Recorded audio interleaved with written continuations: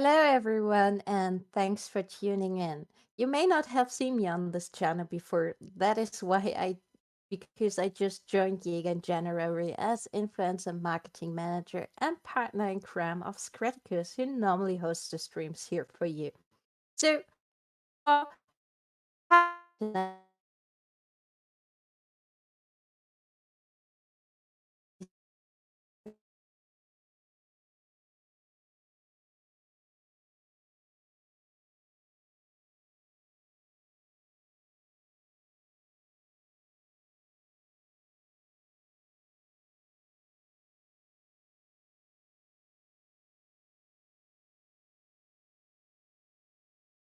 Well, hi everyone. It's typical. We're having a little bit of technical difficulties here, a little bit of connection. Perhaps I think Stephanie might be back with us now. Stephanie, have you returned? I hope so. We are live.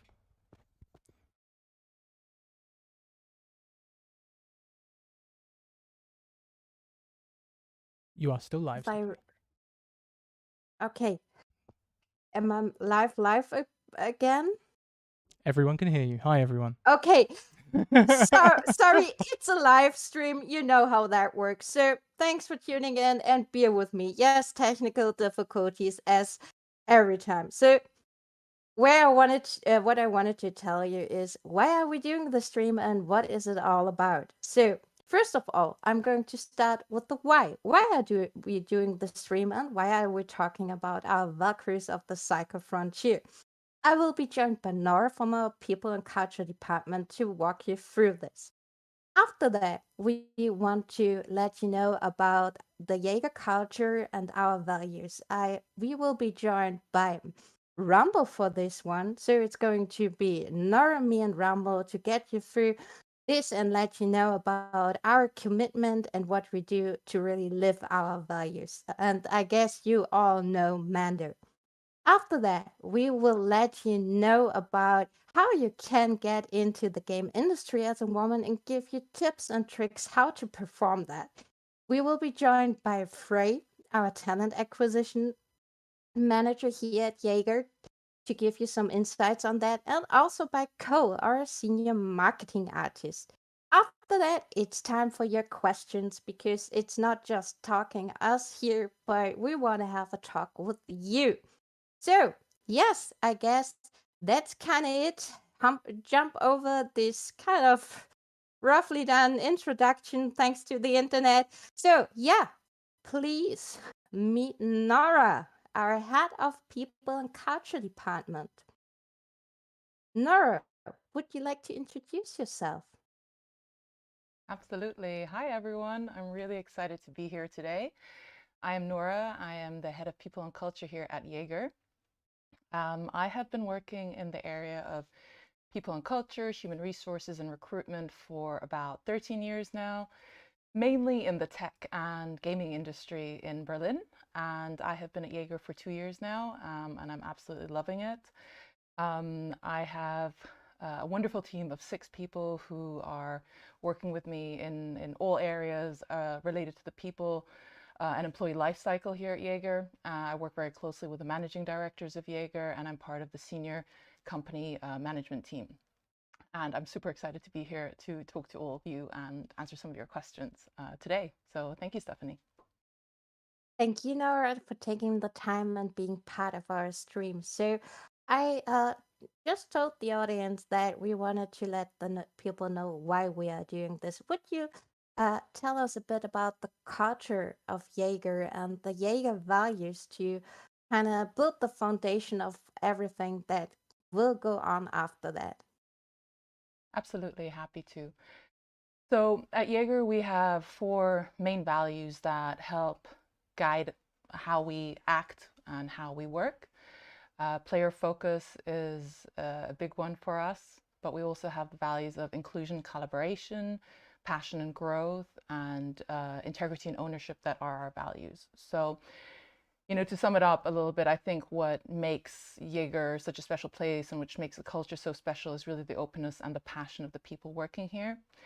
And I'm really, really passionate about building that culture and making sure that everybody here has a feeling of safety and is comfortable working on the things that they're super passionate about, which is making games for everybody out there.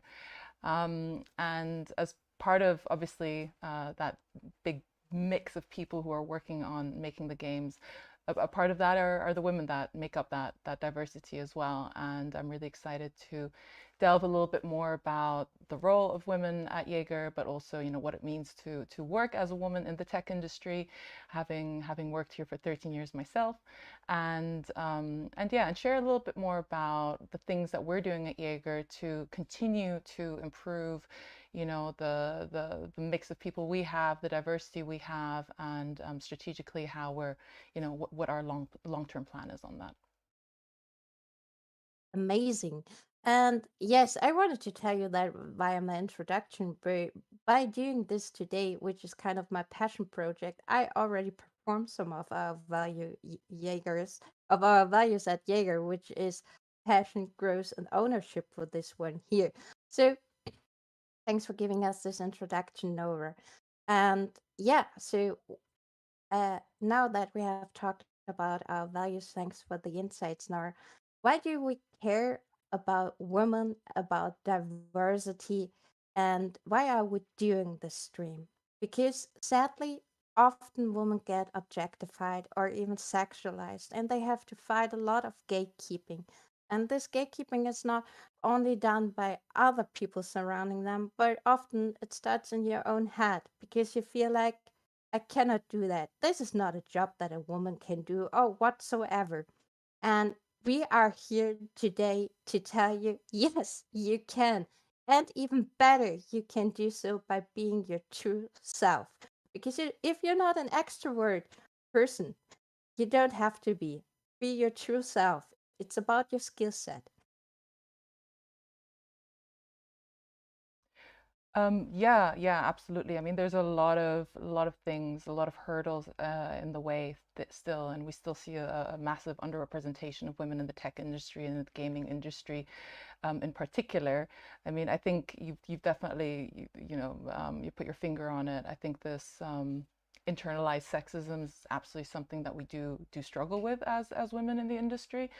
But there's a lot of factors also external that build up to it. So hiring and working in this industry, one of the big things we deal with is just how girls are still socialized, how through school, through education, there's still kind of a mindset that girls can't do tech. There's a lack of role models in the area. There's a lot of stereotypes. So the women that do end up in the industry, it's already quite a small percentage. And then we have what we call a leaky pipeline, which is that through the career progression of women, more and more women drop out, the higher the seniority gets. And that has a lot of different factors as well. And one of the things that I'm really interested in is why that happens within an organizational context. So things like, feedback that actually helps a woman's career progress, or, we're not, I mean, this is the stream for Women's Day and Women's Representation Month, but bias feedback actually impacts a lot of minority groups, not just women. And there's a lot of, I think, rigidity still in the way that we work and the way that we expect a work environment to look like, that probably supports women dropping out the further they progress along in their careers. Yeah, thanks for letting us know about that. So I guess maybe the audience is also interested on our personal motivation. Why are we doing this? And I guess yes, it's kind of obvious. We're both women sitting here, so we have experienced a lot of these challenges and gatekeeping. Because when I was in school, and that is already kind of 20 years ago, you're talking to quite an old lady here. But when I was in school and telling people as a teenager, I like video games, I really enjoy it. They were looking at me as I am a crazy person or an alien from outer space. And there already was some gatekeeping in there. And I got the feeling, yeah, if you want to work in the industry, nah, that's nothing for you. Yeah, and there the gatekeeping already started. But good thing about it is I took the challenge and I wanted to prove I can have my place here. But I also experienced stuff that kind of where I let the judgment of people really um, uh, changed the way I behaved in some points, and that was not what should happen. As an example, when I started my career, and I was for one of the first times at Gamescom, I had a really unfortunate meeting with a person. I was at a booth and at a public, and where public visitors could approach me, and I actually had a business card where my name was on, and there was even an avatar of me saying I am really working for this company. And man approached me, and he actually wanted to apply for the company, but I was trying to start the conversation, but this person was like, no, I wanted to talk to someone who actually works for the company. And you can imagine I was feeling like, whoa, okay, but I am working for this company. Why do you feel I am not working for this company just because I'm a woman? Just because I tried to reflect what happened on that day. Okay, I wore leggings. It was super hot, and maybe this outfit was looking like I was a promoter girl. And even if that all would be the case, it was super rude. And after that, I always made sure whatever I have worn was kind of a business approach. Don't in any case try to show something of your body or whatsoever. And yes, this is bullshit. And it's a tiny thing that happened, but it can really affect the way you behave and the way you grow. And at some point, I am right now, I am happy that this happened to me because I reflected on this a lot and I grow by that. But I really want to make sure that all the beautiful women out there don't ever need to have a conversation or a situation like that. And Nara, maybe you have also some kind of a personal motivation to talk about this today. Yeah, I mean, absolutely. And I think this is the really sad thing about this when we start sharing experiences of, having experienced sexism or sexual harassment or, not feeling comfortable in the things that we feel comfortable in.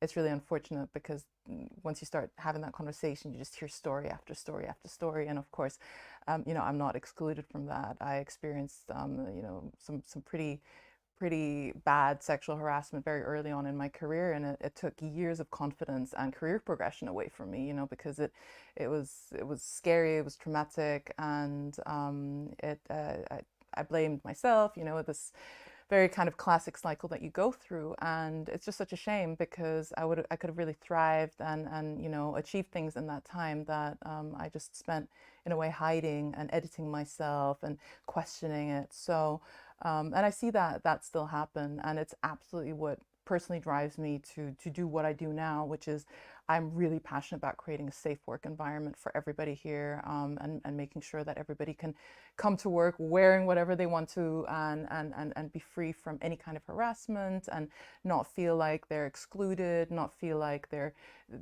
wrong for being different. I think it's great to be different. We're all different, and that's great. So yeah, absolutely. There's a lot of personal motivation and passion that flows into this for me as well. Absolutely.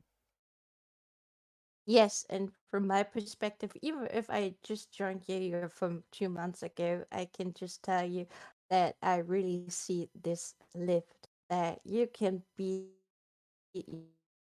your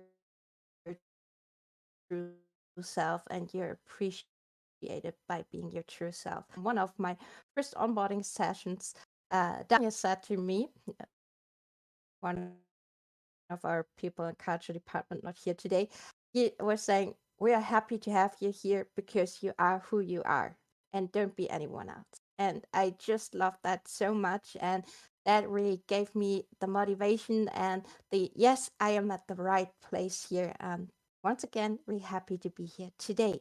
So, but right now, it's time for I guess it's time for our kind of first little promotional break. So we can jump over to our next section of our panel talk today. Are you tired of this happening to you? Cheaters again! Then we have a solution for you, the Cycle Frontier Anti-Cheater Spray. This spray instantly removes and foams 99.9% of cheaters. And this is no ordinary spray. It's safe to spray on keyboards, monitors, and even PCs. No, don't. All you do is grab, aim, point, and spray. And thanks to the Cycle's anti-cheater spray, I finally get to see my children again. But wait, there's more. Order within the next 20 minutes and get your free leaf link. Plus, if you ever hit that final nasty 0.01%, we'll compensate you for any losses, a deal you won't find anywhere else. Order your anti-cheat spray now by following the link on the screen or in the description. All orders to be sent with Season 3 on March 29th. Imagine your happiness around friends and family with the power of TCF anti-cheat spray. Cheater withdrawal symptoms often involve overly happy players, long, extensive gaming sessions, and malnourishment due to addiction. Until you know how cheater withdrawal affects you, use caution when driving or operating machinery. Anti-cheat sprays cannot be used in other games, only works on Fortuna 3. Talk to your doctor to find out if TCF anti-cheat spray is right for you.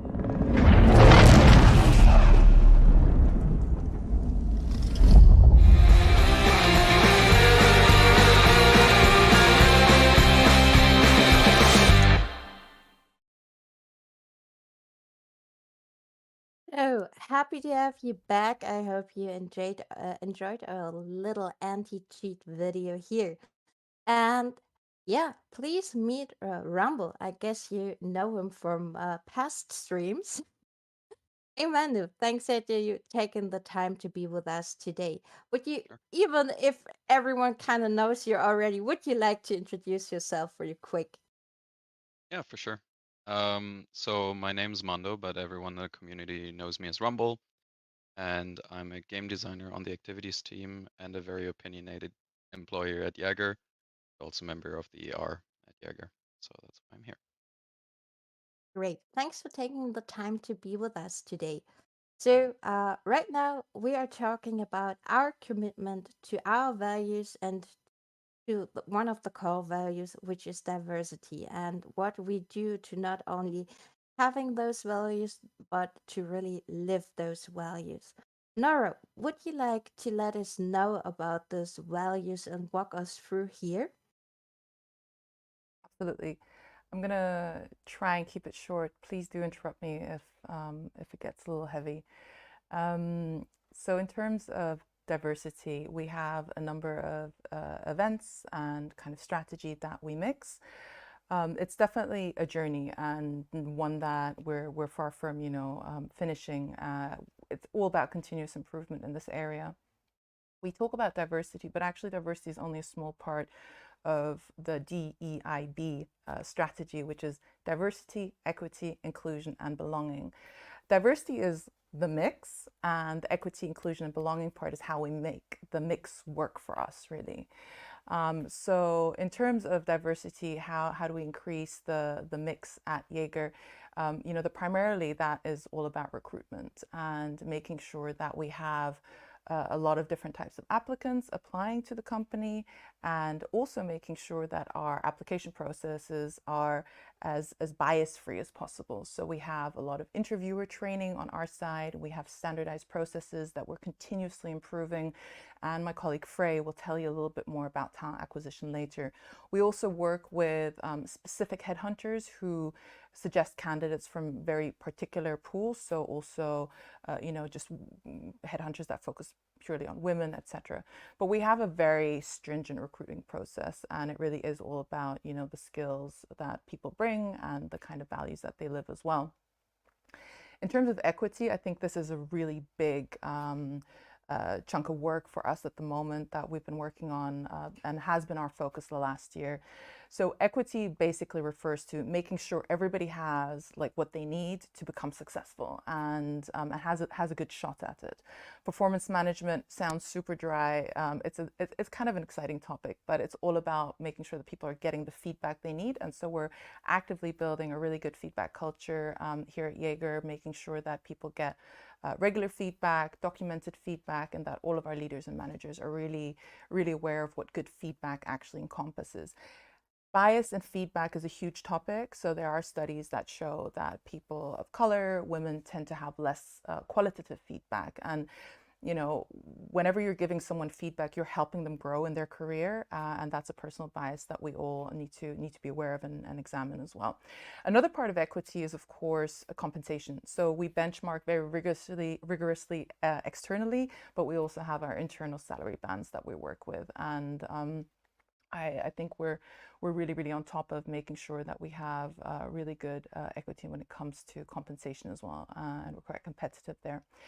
Inclusion is like creating a culture that everybody feels comfortable in. So we have a lot of things that we do to help people participate in activities. That refers to, you know, our hybrid working model, which is very flexible, so people can kind of choose which days of the month they come in. We have a lot of health benefits. We of course make sure that people feel free to communicate which pronouns they're comfortable using, and you know, we also make sure that our managers are trained in mental health awareness so that they're able to also be sensitive to their team members' needs. And the last one, last but not least, is belonging. And I think this is the one that a lot of people think about when they think of diversity. It's that being allowed to bring your authentic self to work, connecting with other people in an honest way, and you know, so being psychologically safe as the person you are in the workplace.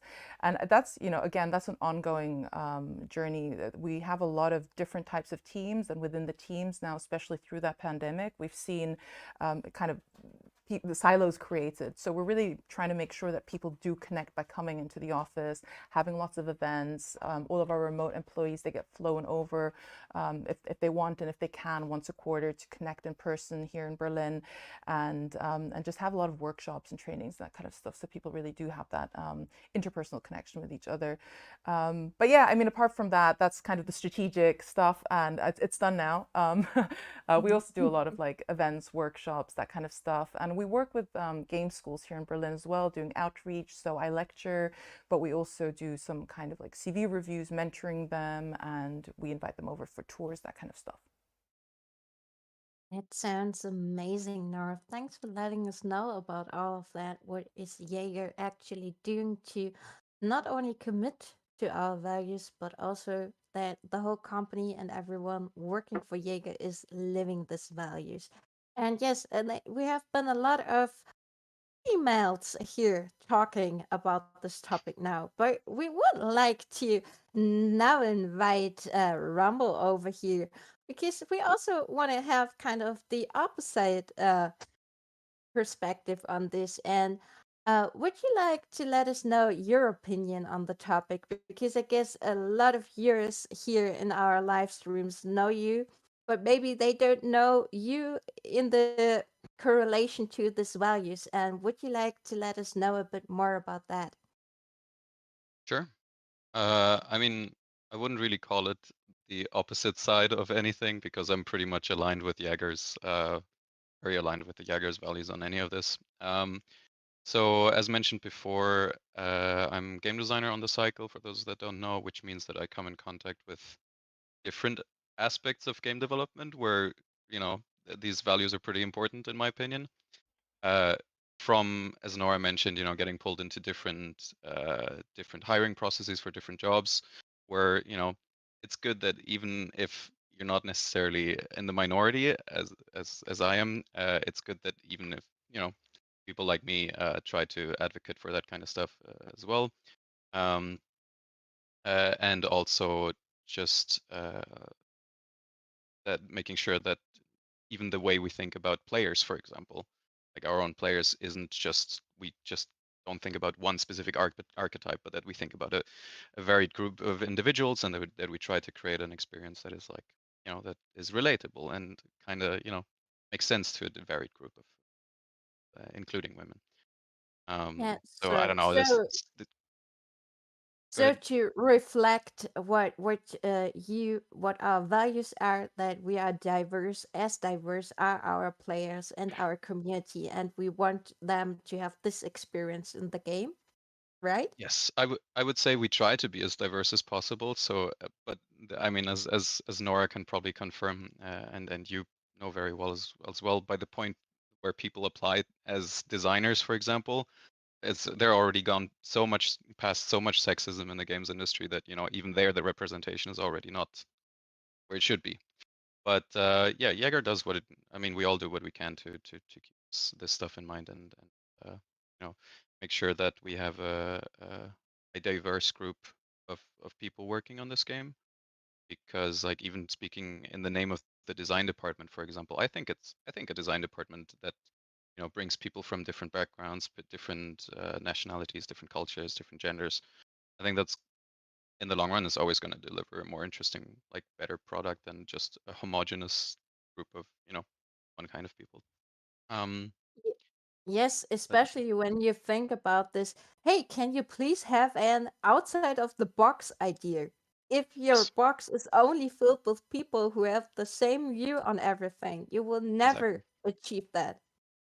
Yeah, there's Um, been studies on this. It's pretty well established amongst the more progressive or bigger companies in the industry. So I think Jaeger's doing a good job so far. We still have a bit of work to do.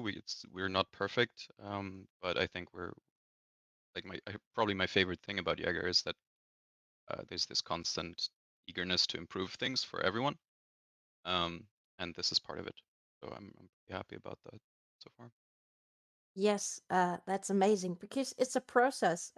We're here, Yeah, we're not perfect with everything, and we cannot claim that we are perfect in everything that we're doing.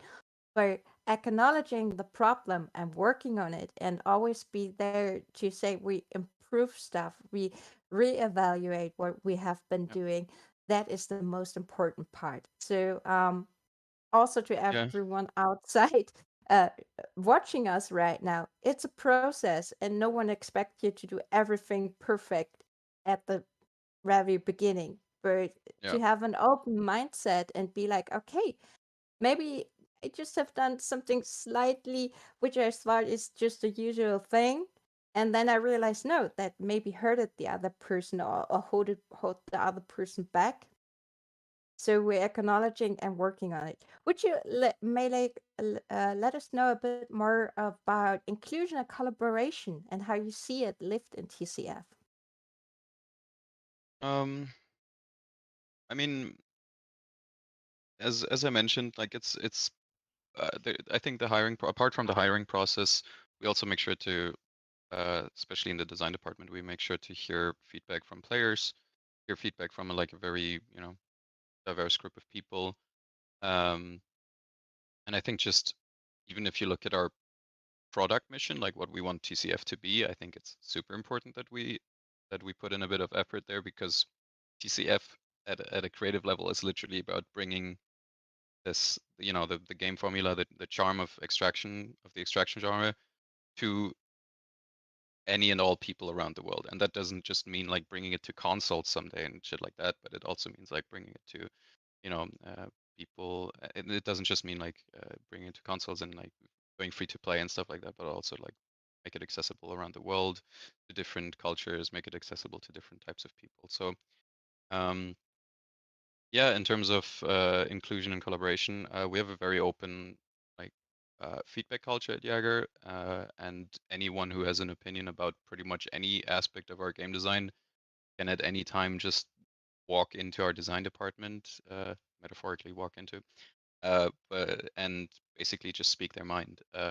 And apart from that, it's all about keeping our values in the back of our heads, um, and making sure that they're in the room when the magic happens. The values are kept in mind. It sounds weird, but that's what it's ultimately about. I think just remembering what the values are, and yeah, I think it. Yeah, thank you. That was quite interesting. And yeah, I was just watching the chat with one eye. Yeah, thanks for wanting to donate for a better internet for me. I don't know what's going on with my internet connection lately, whereas that stuff just happens when you don't want it to happen. So, I guess we're kind of done with this part here of the stream already. Thank you, Manda, for joining us here, and thank you, Nara, for joining us on this topic here. I guess it's time, and I know you wish for it for some more promotional breaks because yes, today it's all about women and representation, but we also have some sales going on, and we have some great female streamers who will run streams for the whole March and get drops, and yeah, we just want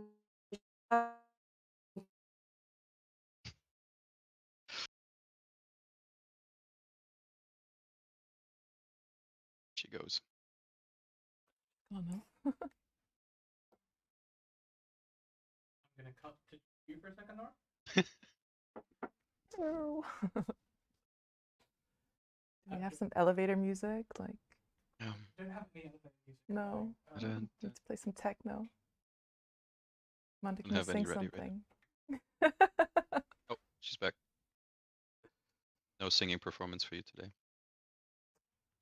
yeah, sadly, And back to Stephanie though. Stephanie? yes. Yes, I am obviously back. Yeah, I was just pointing out the internet and then it happened again. Yeah, so that is don't name it or it will come back again. Yeah, I wanted to once again thank you, Rumble, for taking the time to be here and talk with us about the values of Jaeger and how you live it and how you see it. So I hope that gave you some insights on how we are all collaborating here at Jaeger to deliver ECF for you and make great communication around it. As I'm obviously not from the development team, but what I wanted to say to you before my internet broke down was I guess it's time for another little promotional break for you because we also have a sale going on that we would like to let you know about, and we also have some female creators that have special highlight streams that we are featuring with drops that are already scheduled and underlined, and we hope that you will all tune in and share some of the love with them. So, yeah, please watch our little promotional break here.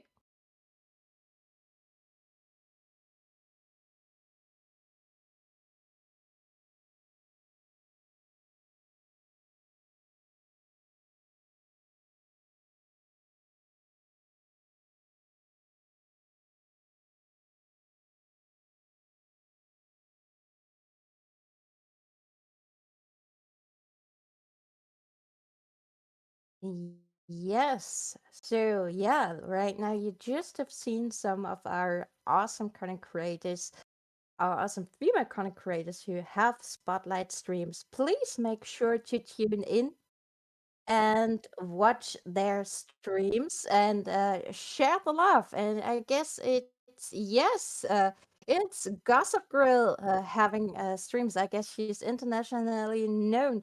But we also have Melanie, some female creator from Germany that will have spotlight stream and we'll have drops for you. And yeah, we are a bit faster in our stream than we imagined. So I am going to do a kind of little time filler here for you, and let's hope for the best for my internet connection. And yeah, so we are not just only having those streams. Also, Zema, I hope a lot of German viewers know her, will also do a stream. And he already told me that he will be joined by someone awesome and they will try out the game for the first time. So make sure to tune in and watch them start their journey of TCF and yeah, explore Fortuna free. Could I ask you a question, Stephanie? My thing is live right now, so I wanted to kind of just maybe offer a quick topic. So one of the things, first of all, I don't know how many people I have it posted in Discord, but yeah, I'm a member of the LGBT community, and it's not necessarily specific to women, but one of the things that I've felt at Jaeger is a lot of respect for that. However, one thing that I would love to see more of is more representation in the game. And I was wondering if maybe that would be the same for women. how are we doing on that front from your point of view? From my point of view, we are on a great way for female representation. We cannot show you today what our season artwork for season 3 will be, but I saw the first draft of it and I immediately loved it. And yeah, you should watch out for it. And yeah, for as I just said, I really enjoyed joining Jaeger and the respectful way that we are working with each other here, and all the stuff that Nora just told you about, that you really can be your true self while working here, and that you really are taking into account and serious with everything that you bring to the table, and that your perspective is always appreciated, even if you're not like, okay, we will do this activity right now, but it's an open discussion culture and it's really, really great and awesome.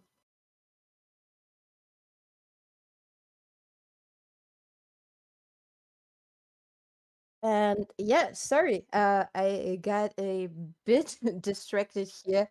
Live streams are on. I just watched the chat a bit, and I guess, guys, you have a lot of questions regarding the game. And yeah, once again, season 3 will be launching on March 29th. Yeah, you can wait a lot with the launch of the next season, and hopefully, you still remember some of the stuff that we already told you about. So maybe you will remember that there station will get a beautiful upgrade, and that the howler will come and make its appearance in the game. I hope you already watched the screams that kind of will shake your screen immediately. And yeah, a few people.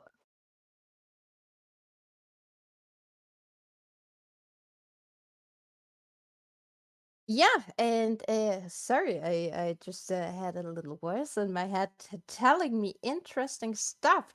So maybe I guess it's time if we switch over to one of those beautiful videos and those beautiful communication beats that we already have prepared for you to make you feel hype for the next season launch. And after that, we will be back with Ray, our talent acquisition manager, and Cole, our senior marketing artist, and we will let you know after we talked a lot of times about our values and what Jaeger stands for, and what is not only our commitment but the way how we live our values, that we want to give you tips and tricks how to enter the games industry and let you know about our career journey. So look forward to it, and we will be right back after a short promotional break with a beautiful video created by the publishing team. So see you in a My city,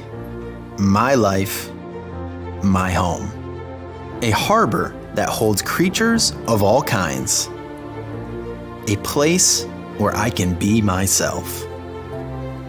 A home that I can come back to whenever I want. Surrounded with friends, family, and robots is where I want to be. A close marketplace for all the goods you need. A life where hard work is appreciated.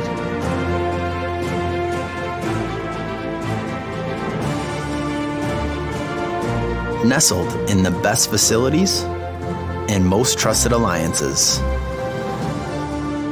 Gorgeous views from almost any window. A place where neighbors are like family. This is where life takes me by the hand, where I can drop into happiness and freedom and enjoy it with all my heart. This is a place where peace of mind is a piece of cake. This is how I want to live.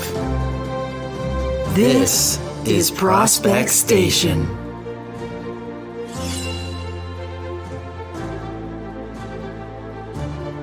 Get ready to move into this exclusive environment on March 29th.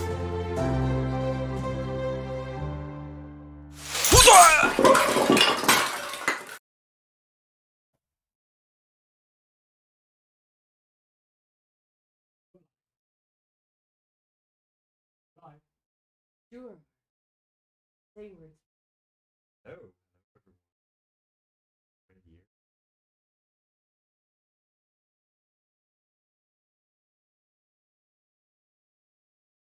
Someone tell Stephanie she's live.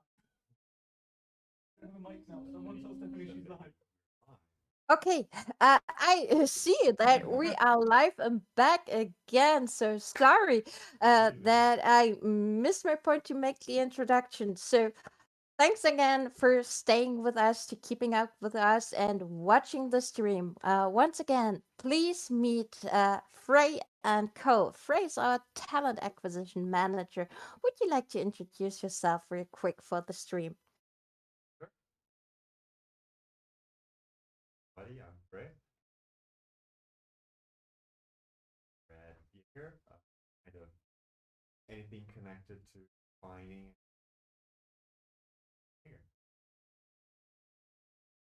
Audio. Can you hear me? No studio mic, it says. Yeah, it's on. Hello, hello. Can you hear me? Now is it working? Yes, Good, yes, so- now it's working. I can Amazing, hear you, amazing. finally. So I'll introduce myself again. Hello, everyone. I'm Frey. I am holding the position of talent acquisition manager nowadays here at Jaeger. So basically taking care of everything that is connected to finding and hiring the best talent out there. Amazing. And also next to you, sitting Cole, our senior marketing artist. Would you like to introduce yourself also to the stream? And I guess you're having a lot of fun, as someone already gave you credits for having a Lenny Kravitz cosplay here for us today. Yes, and I know where she works. uh, so as Stephanie said, I am the senior marketing artist. If it has lights, color, moves, or is still, I've probably had something to do with it. And sometimes, once in a while, as a member of the ER as well, I tell people, don't do an ism, whatever that ism might be. It's a fun time. And yes, I guess maybe some persons may recognize your voice, Cole, as we could have heard you a lot in the latest videos that we produce, isn't that so? Yes, I have, for the keen-eared, also done some VO work in a couple of our assets so far. It is a lot of fun, but I keep trying to change what I am sounding like out there to mix it up. Is that helpful to anybody? It's amazing, and it's amazing how you just evolve into that, and how you just grow into being a voice actor for our marketing videos. So yeah, just watching from the side and being a bit jealous. But this is not just talking about your lovely voice today, Cole, but would you like to give us a short overview how your career journey looks like, and how you have ended up is a stupid phrase, but how did you get to Jaeger, and why do you enjoy being here with us here at Jaeger? And you said short, right? Okay. Let's condense that. So I ended up here through a journey that most people are probably not going to relate to at all, which goes back to starting in the advertising industry for a few years, then realizing I can just do all the stories and adventures that I used to admire growing up. So I abandoned that life and was basically a homeless vagabond around the world for the majority of a decade. Mostly volunteering, but eventually, long story short, you meet somebody, they happen to be from one of these Northern Hemisphere countries, you move there with the dog you adopted in Thailand, and you end up getting a job in an industry you really love, despite its problems, but getting a lot better. And I'm really, really lucky to be here because I can get away with a lot of shit. I can cuss, right? Yeah. Like, I'm pretty Yeah. sure sometimes when Nora sees my name on Slack, I don't know if it's just like a headache, that signal that she gets from me or what, but yeah. We love you for the person you are, Cole. But would you like to give us some insights on how you may have had some challenges by entering the tech or the games industry, or were you just like after adopting your dog in Thailand, everything was possible for you? Well, I mean, bravado aside, I make everything possible. But I would say my challenges weren't specifically regarding the tech industry, but by mere existence, if we're going to be real in this stream. Just being a woman and being a professional, being an adult, that is going to challenge some people. That is going to come up with its own problems that you're going to have to deal with, and you choose how, right? Because, like I said, I'm really lucky to be here, but still, regardless, in my entire career path, there will be times people are going to tell you you did not see what you saw, you didn't experience what you experienced, and especially those that are more committed to the maintenance of peace, even if it's not fair, as opposed to conflict resolution, for instance, or problem solving. And that is just something you have to deal with regardless of industry, and that's the good news. So you may as well follow your dreams because you're gonna deal with shit regardless. Be where you love. Yes, that is a super important. Do what you love, and yeah, don't let anybody get in the way of that. So maybe that's a good point to let us know about your career journey, Frey. As a talent acquisition manager, how do you make your way to become a talent acquisition manager? What's that always your dream job? And do you have certain challenges with being one in within the game industry? Yeah, this is an interesting question. So yeah, I come from Brazil, so yeah, shout out to the cycle Brazilian community. And as some of you may know, Brazil is not such a big market when it comes to game development, so opportunities are kind of scarce for you to get into games. And to be honest, I never imagined myself working with the games when I started my career, but yes, I did start as this traditional headhunter, working in with oil and gas and construction, not very, I don't know, exciting themes for myself, but yeah, I got to a point where I wanted to shift and get closer to technology and digital entertainment. So this kind of helped me get closer to my tribe, or I don't know, my people, if that makes sense. Uh, and then in 2014, I was really lucky in one way or another to connect with this American video game company where I had the chance to help them expanding their publishing and esports operations back there in Brazil. So it was a mix of luck and a lot of time investment from my side, because to be honest, in the beginning, I faced a lot of skepticism from my leaders because, again, it was not something natural or common for you to be working for a gaming company back there in Brazil in 2014. So, but yeah, after a first year that was tough, second year with better results, on the third one, I must say that that company became my major and best and most profitable client, which naturally ended up helping me land a job at that company. So I ended up shifting sides, so from agency to in-house recruitment, and I stayed there for 4 years. And kind of in a summary, that helped me land my job here at Jaeger when I joined last year. Amazing. And I still remember that one of my first interviews when applying for Jaeger was also with you, Frey. You kind of already won my heart with your just awesome personality. So I think thanks it was again for the that. gray hair, maybe. Yeah, of course, it was only about the hair because I just adore people with dyed hair. That is why I always also adored Scaraticus and couldn't wait to start the work with him together. But um, would you also may let us know about your educational journey, Frey? Have you studied something in specific, or have you just said, "Okay, I want to do that," and started right away? Hmm. So in the beginning of my career, I knew that I wanted to work with something that had a lot of human interaction. So that naturally led me to talent acquisition. And of course, I did pursue a graduation into business administration, which gave me some knowledge and some skills into, again, how to become a good recruiter myself.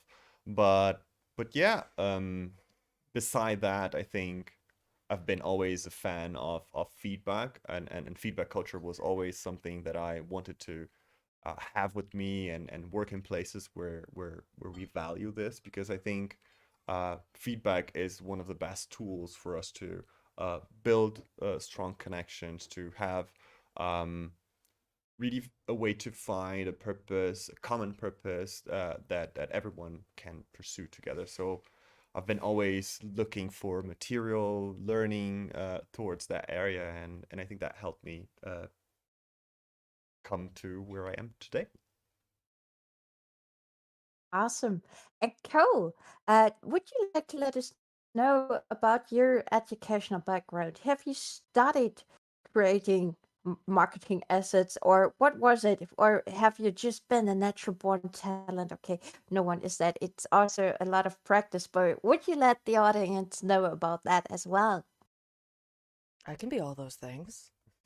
Um, to answer you more accurately, though, my educational background is in illustration, art fundamentals, and I have a degree in advertising, which covers everything from campaign management to the creative sector to even sales, which I hate, but if you're into that, they do have the most fun. That's where the money gets spent.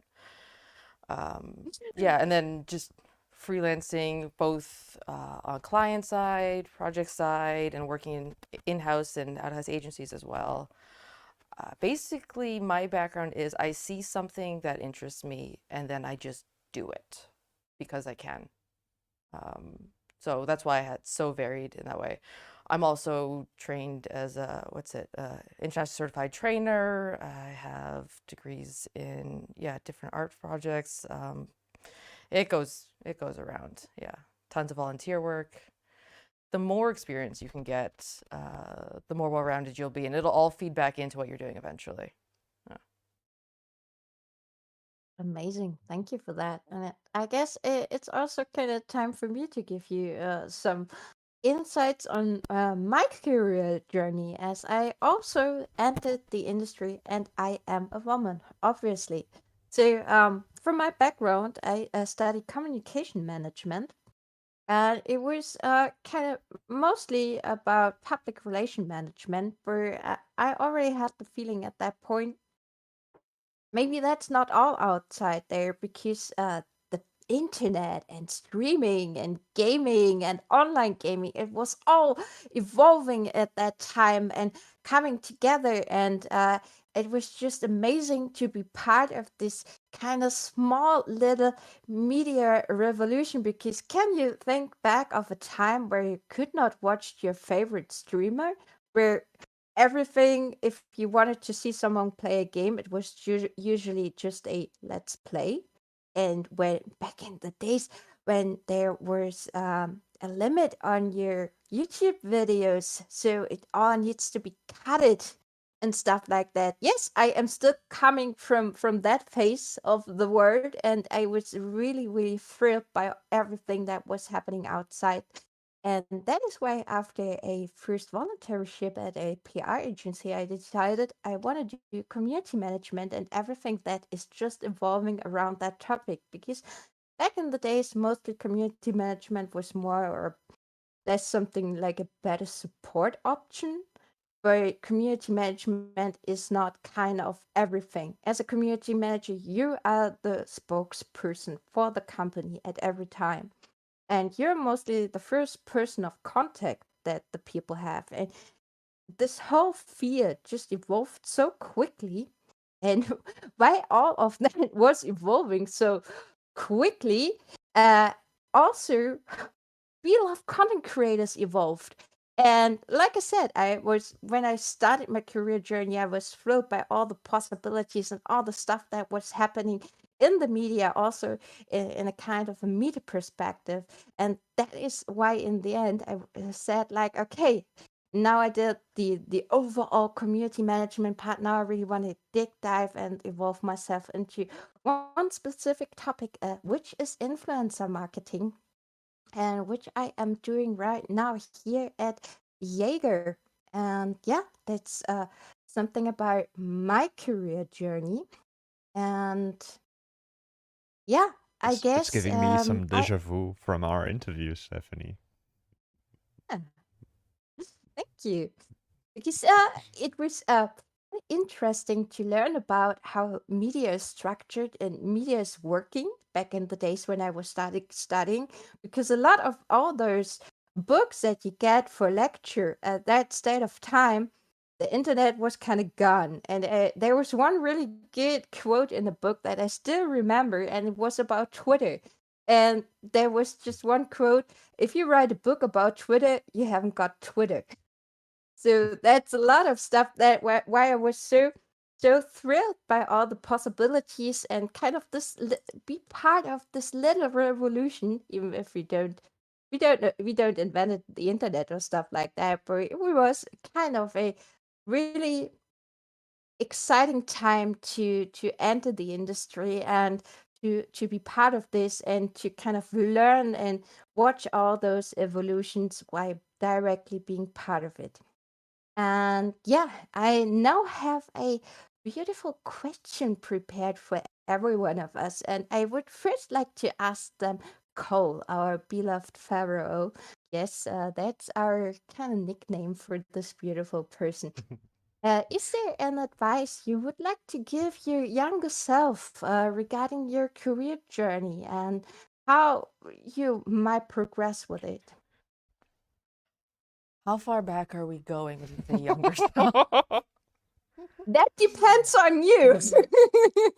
Well, here's the thing, right? Like, I've made, as I'm not going to presume everyone has, a lot of mistakes in my life. But if I didn't make them, would I still end up here where I am now? And I'm really happy with where I am now. Stressed, but relatively happy. So if I change one thing or another, does that change where I am completely? And is that better or worse? But I guess if at any point I could give advice, it would be, don't let fear control you. It's okay to be afraid. You're gonna be afraid. But embrace it. Just accept that it's there and do the thing anyway. It's why I was a vagabond for so long. But giving into fear is also why I can't do a backflip. Two sides of the coin. Yes, That's of good course. I guess advice. that's a Good really advice. good advice to not let your fear control you. It's like you said, it's okay to be afraid of something, but don't let this fear control you. And also about a successful career journey, whether if you're a woman, a man, or anything in between. It's about how you learn from your mistakes, and it's about how you even define your mistakes. Is it a mistake or was it a lesson? Because if you're watching people that are really successful talk about leadership, they have something like embrace a fall and embrace the lesson that you learn by doing so. Yes, I'm quoting Simon Sinek here. Love to hear his lectures. So by this, I am passing over this beautiful question to you, Frey. Do you have an advice for your younger self? That's tough. So, yeah, trying to look in the past, I would say, I think reading. I would look at small Frey and say like, hey, you need to read more. And yes, sad to trade gaming hours from reading hours.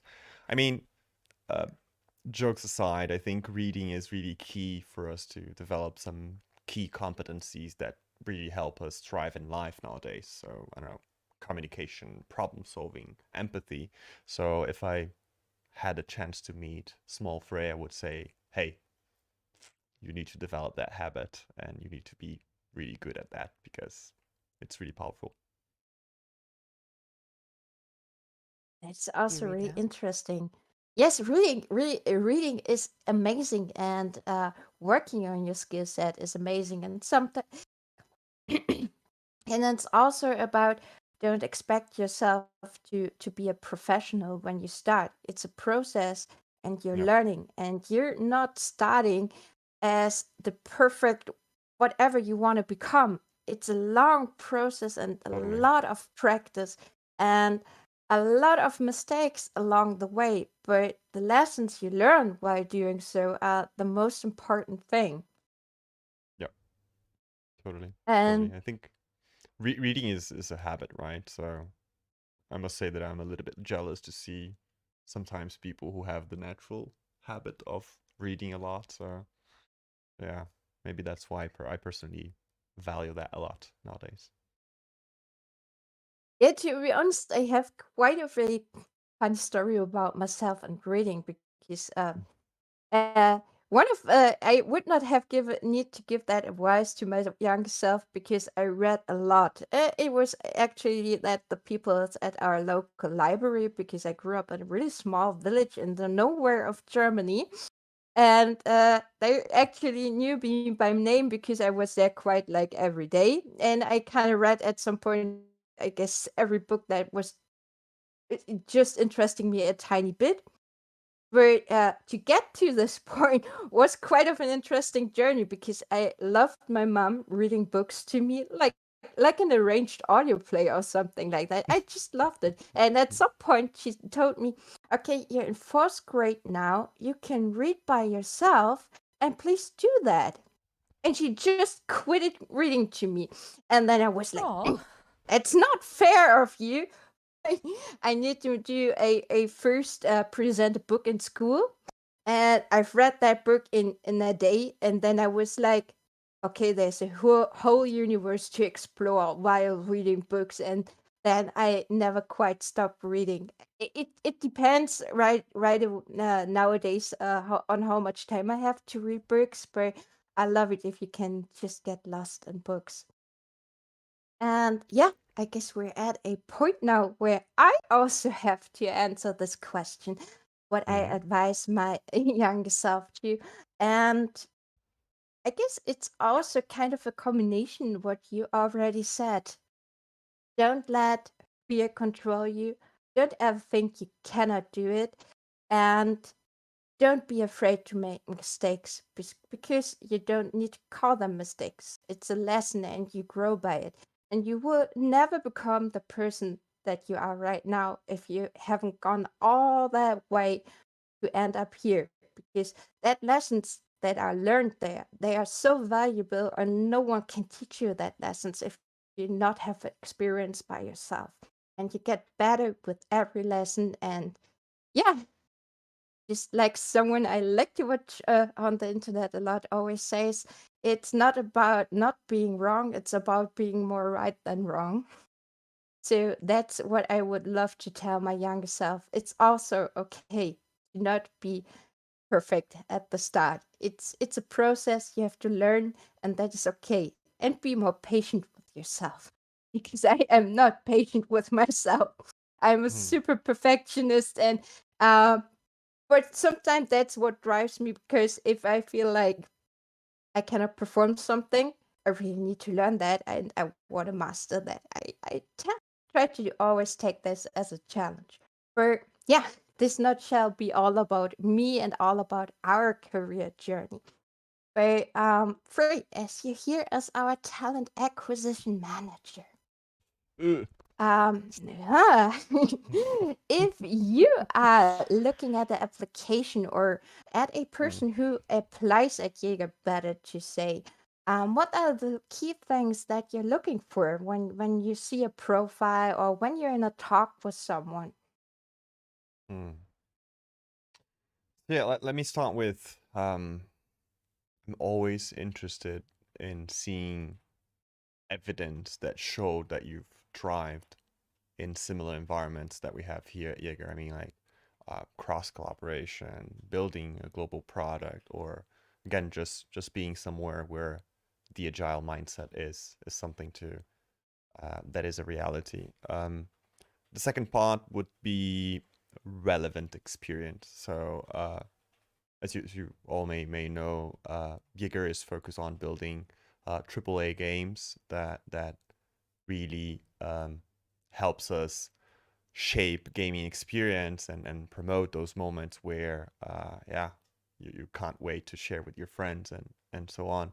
So any kind of experience that gets you close to that. And again, I think it's all about like how do you showcase that in an application? How do you showcase that in an interview? But on the other side, if you don't have those, it's not a problem. So every hero has a story, and just putting that into some content and showing that through an application is a way for you to build a bridge with Jaeger, and we will be more than happy to hear your story. That sounds great. So, so it kind of depends. Skill set versus personality versus motivation. What do you think is most important if you look at a new talent, and what of those three things really gets you the feeling of, yes, this is a talent, and I really want to have this talent in our team? I think nowadays we've been moving forward to something different that is common out there, that is the traditional cultural fit approach. So I think more and more Jaeger has been moving towards what is the culture add way of thinking. So of course, it's important for you to find again where you are aligned with the company's values, with the company's mission, but what can you add to that? What kind of different perspective or different background, or again, diversity of thought that you can bring into adding to this culture and to continue help us to really shape global products that are made for everyone. So I would say maybe if you have that in mind, regardless of, I don't know, a skill being more towards craft or more towards human skills, anything is valuable. So yeah. Thank you for that.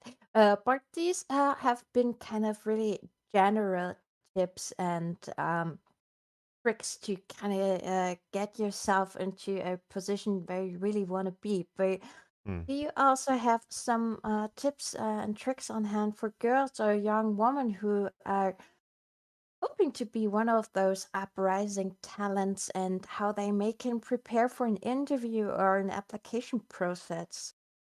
Yeah, I think you've started with one of the tips and tricks that I usually say is plan and prepare relentlessly.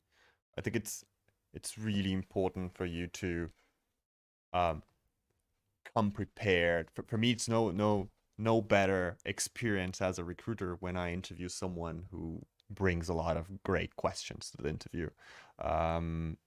Secondly, I would say study the gaming market. I think it's really important for you to have a general understanding of what is the gaming market, what kind of opportunities, what is on the spotlight of the moment, and just not go above and beyond on wanting to work at games, but knowing what do you want to do at the gaming market. So if you come prepared, if you have like a broad vision on how that works in general, that as well will generate a lot of interesting conversations. And lastly, I think it's all connected to telling us about your aspirations and motivations. So I think this is really key as well. So knowing yourself and knowing the kind of opportunity that are out there will help you shape and try to find that right moment and opportunity for you to be connecting with. So yeah, all in all, I think these 3 points are relevant when it comes to that point. Can I add something? Yeah, for sure. Yeah. Yes, of course, Stephanie. please. This is a talk. Since you mentioned specifically to young women, own your skills, own your talents. Whatever you think you can do, you're probably underselling yourself by more than half, right? People that do less than you, have earned less than you, are going to be selling themselves for more, and they're going to be getting it because you're not putting yourself out there, right?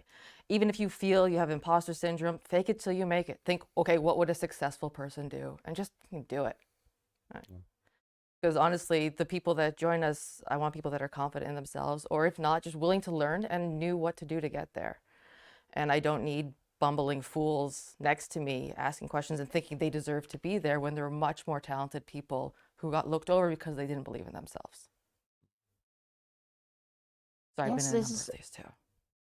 yes, but this is an awesome addition. Thank you, Cole. So, on one hand, plan your interviews, know what you want to be in the company, just to summarize what Frey said, but also having a vision of the stuff that you want to do and a vision of your kind of self in the respective game developer or publisher or wherever you want to work, or at which position you want to work there. And of course, don't undersell yourself. Don't make yourself smaller than you are, because that is something that sadly women tend to do a lot. That we're underselling ourselves and that we don't believe.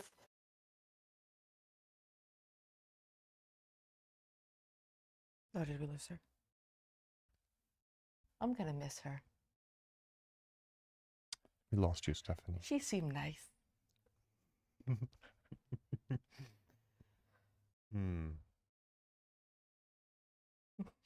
So maybe should I try to address one of the questions that I have on the chat? So does Jaeger accept internships? And the answer is yes.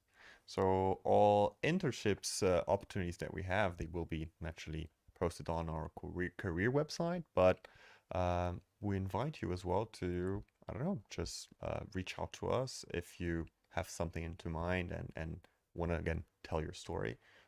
We have channels to do that. So we have our career website, or again, you can find us on LinkedIn and try to connect with us. So yeah, the answer for that is yes, we do have a couple of them. Oh, I have an actual question for you too. As a German company, do we still require headshots on CVs? Because that's something that messed me up for my first while in this country. No? No, That's good. no. I think this is not mandatory, and I think it's coming more in disuse nowadays, I would That's good. say. I don't think it's a right or wrong, but as Nora was saying before on the conversation that we're having, is we've always trying to build a bias-free process, and a photograph is a great opportunity to introduce a lot of bias, right? So Yeah. it's not mandatory for you to have something like that, or That's even just wild to me. yeah, for me too as well. So yeah, that's good question. So Prove it. Stephanie's back. Can we hear her? Let's see. I mean, there's rumors Stephanie's back, but I don't see anything. Yeah. I don't know if she ever existed in the first place. Can guarantee she's real. Can you prove it? Yes, I've met her and I've gone through a whole interview Oh, process. so word of mouth? That's how we're doing it? No. I mean, like, we've used tools to try to identify if she's a GPT chat, whatever, evolution into that. No, she's a real person. So it's just bad internet connection in Germany. In 2023. How very Deutsch. No, we're not married. Trying to address the questions on the chat. Yeah, he has yet to make any sort of move in that direction.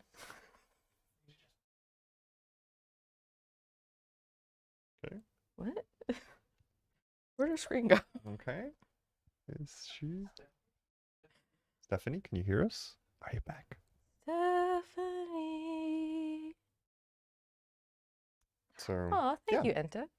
Maybe I'll jump to the last question that we have prepared here, right? So when we were giving some advice when it comes to tips and tips and tricks to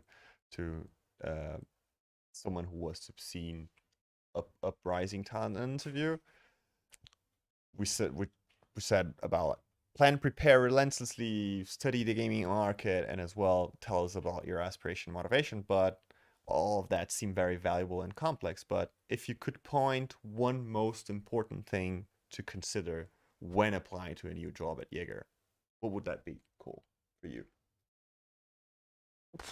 Specifically at Jaeger. No, maybe a dream job of yours. Well, as a designer, oh, for the love of God, format and check your CV. I can't even with some people. Is that white girl enough? I can't even. Other than that, the other advice I gave you is sell yourself, own it. Just don't get in your own way when it comes to this or honestly anything else, because we are all so good at it. And just, yeah, you'll find the world opens up a lot more when you stop. Good. That's good. Yeah. I personally like one topic that is motivation. So, and usually when we're talking about motivation, I think there are two sides of it. I think there is the intrinsic part of motivation that is usually not really well known by ourselves. So, the extrinsic part is more common out there. So, I always invite people to go into a self-reflection process where you try to understand, okay, what are these stuff that motivates me that are more connected to core aspect of myself, like values, like your mission, like a purpose. So if you manage to showcase that side of motivation in an interview, it's really powerful. It's really selling. So yeah, it's really important to know your motivation. Dead air. Hmm? Do we have some maybe ads coming up right now? I still don't think Stephanie's real. Hmm?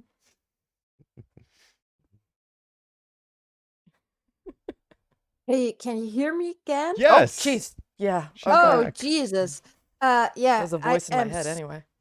Yes, and at some point the voices in my head stopped. My whole system freezed, and I had a white screen and a black screen, and I don't know what happened here. But I guess that was quite of a too long time to be running. I don't know, but thank you for taking over. I just heard the last bits that you were just talking about, and it sounds amazing. So I heard about know your CV code. That is interesting. So do you would may have some tips and tricks to tell people about a CV that is not like, okay, I was in school, I studied, and now I want to have a job. Do you may have, because you're such a creative person, do you may have some ideas to give, especially a woman, to make the CV or the run through a CV more thrilling or compelling when telling about it? Honestly, it really depends on your audience. Like when I was applying for work in the North American countries like the US, Canada, or Australia, my CV was wildly creative. It was this massive poster and it had all these really cool elements to it. And then I brought that to Germany, which was very much the wrong market for it. And I had to learn that the rougher way. And then I had my German friends at the time, of course, yelling at me about oh, do you not have a headshot? I'm like, well, because that's a lawsuit in Canada, blah, blah, blah. And thankfully, like Frey said, that's changing now. Yes. To not be weird. And it is weird. I will judge. But number one, know your audience. Know who you're applying to, what is normal wherever that is. So if the company is in a different country, see what's typical there. And then things like formatting, columns, proper punctuation, dividers, use bold occasionally. That's really good. Yeah, I like that. Yeah. And way another, I like to always ask a question that is, what is the objective of your CV? And some people usually go into like, hey, this is a document. I have my whole career or a legacy or whatever. At the end of the day, to be honest, the objective of a CV is to land you an interview. So it's much more like a business card rather than a whole like huge document. So if you manage to structure your CV in a concise, objective way, good typography, again, as Cole said, like how do you design it properly for that company or for that position are really good things to be having in mind when building your CV. And there's a lot of resources online these days, so yeah, there's really no excuse. Yes, for example, yes, watch out, search for the internet for examples, and then combine a few examples to make it your own version, because you don't need to start at the start, because people already did that. There's a lot of content you can watch in the internet and yeah, get into the groove of applications and get some insights there. It's interesting because I always for application I did a CV which I really worked for every company because I wanted to display my CV directly why I applied at this company on and not for something else and or another company or a different role. So I don't have like one CV sent out to everyone, but I individualized it and I took a lot of work into it. Having the idea in mind that someone who reads my CV actually be like, okay, that's a good fit for us. And also watch or really learn the description by the game developer, agency, publisher, wherever you want to apply. Really read the job description and make sure that your key skills are highlighted in your CV. Like if they ask for, do you have experience working with influencers? Yes, of course, your CV needs to display that. So it's really important that your CV and the job that you're applying to are matching in the skills, and that when you read it, as someone from people and culture in this perspective, for other companies, it's mostly human resources. Will directly be okay. That's a perfect fit because I read all the keywords I wanted to read to invite this person over for an interview. Yeah, and I must say, if you are interested in working or in interning with Jaeger, so check out our open positions in our career page. So yeah, www.jaeger.de # open positions. So yeah, you can address them directly to me. I will be reading all of them. Yes, so now you have a face and you know who you are approaching. I also find that pretty interesting and good to know if you know what kind of person you have in front of you. So you already got kind of a little bonus here if you want to apply for a job at Jaeger, I guess, so, or in any kind of job here. So Oh, and if you use a template, remember to change the company name for each new company you apply to. Otherwise, it's going out the door. Oh, yes. Yeah. Oh, yes, Because, yeah, please. applying for a job is a job and it's exhausting. Ctrl-C, Ctrl-V. It's, I don't know. When I was doing it, I like to put like triple and include at least one sentence from the job listing to know that, okay, you read the thing. Yes, yes, this is really important. So I guess that all counts into something that Frey said in the beginning of our talk. Be prepared and don't let anything slip through by your preparation.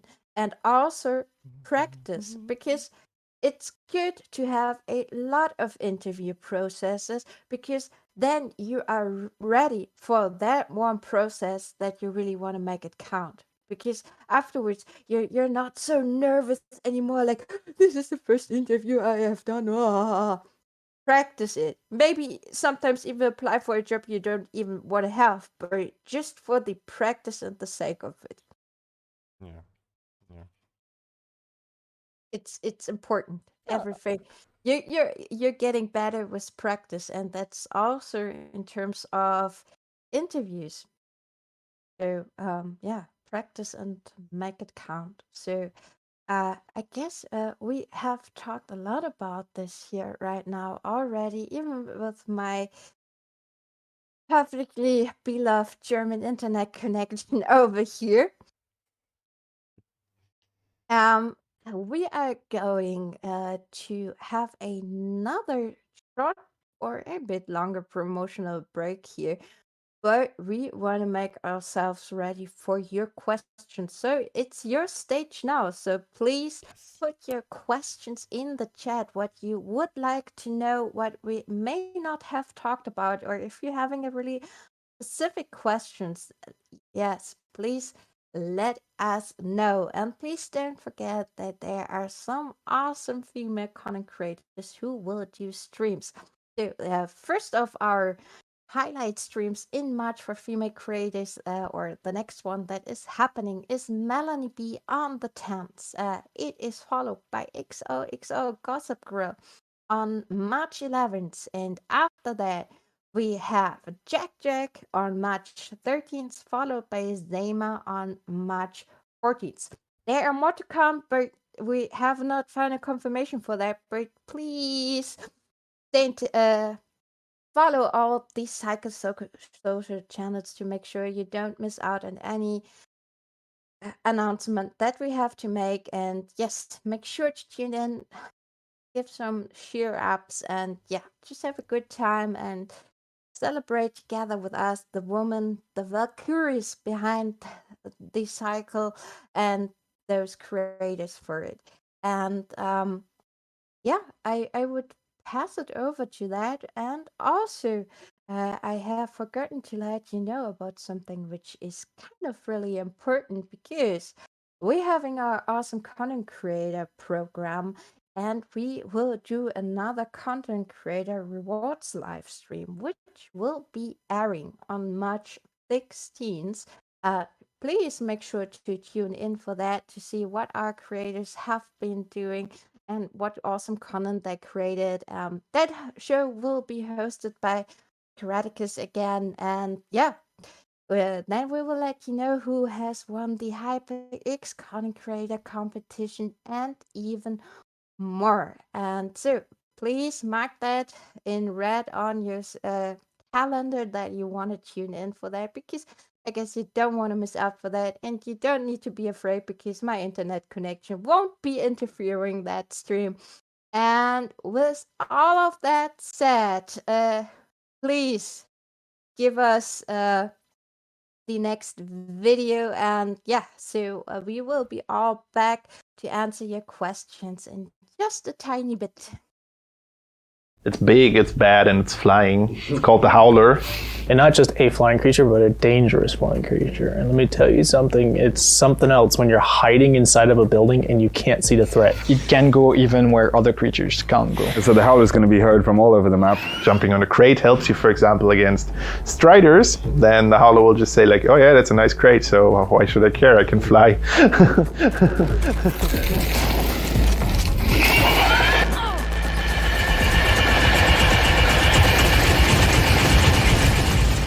Hi, my name is Saskia and I'm senior animator at Yaga, and today we will be talking about the Howler. Though, I think I should not do this alone. Let me holler at somebody. Hey!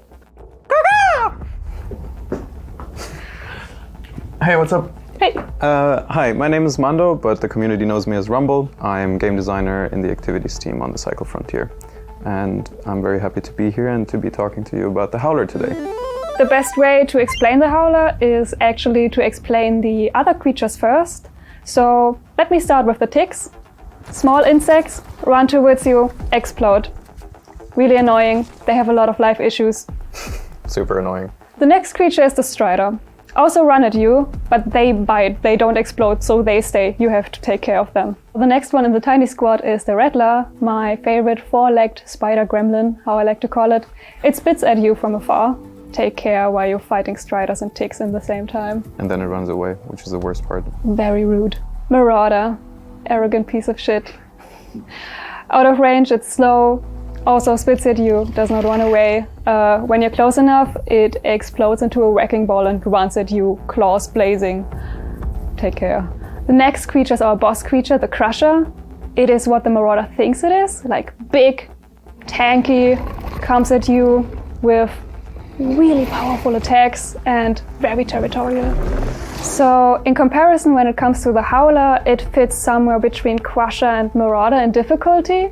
And the difference is it's up there. So you have to stay aware of your surroundings while this creature screams at you and flies around, and that can be tricky. So you might be wondering, what exactly will the Howler be doing on Fortuna? How will it behave? What is the Howler? In addition to, as Saskia mentioned, it being the first actually flying creature that we're adding, the howler will also be our first roaming creature, which means that it will just move around the map on its own from point of interest to point of interest. It will have different nesting locations. It has its own logic for senses as well. It's mostly blind, but will have special scan abilities that will allow it to detect players even when they're trying to be very sneaky.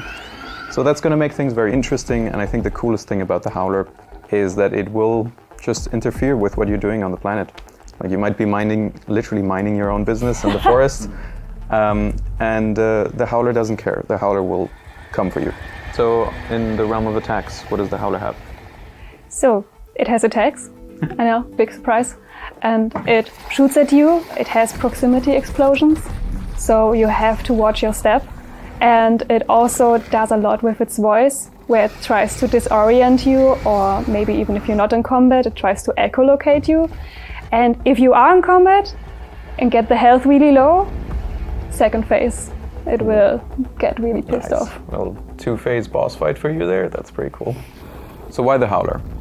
The howler, as we've mentioned before, is our first flying creature.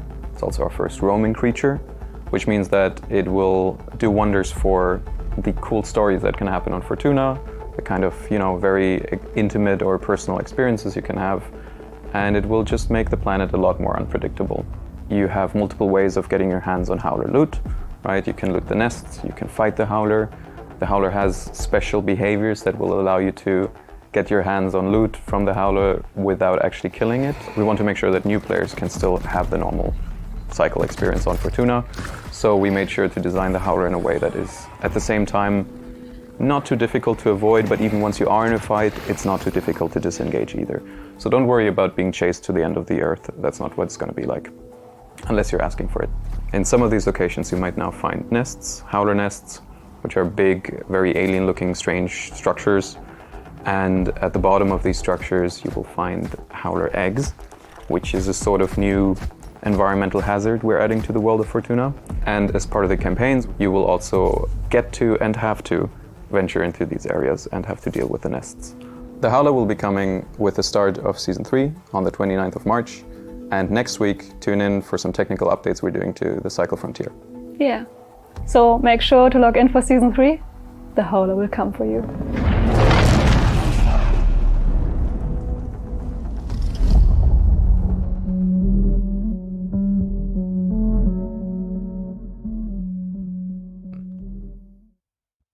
Round 2. What? Yes, there we are back again, and thanks for everyone who's watching the stream and who's being with us today. So we are joined now by Nora once again. So we have a lot of time now to answer your questions, and I guess Nora will have a really interesting perspective on that.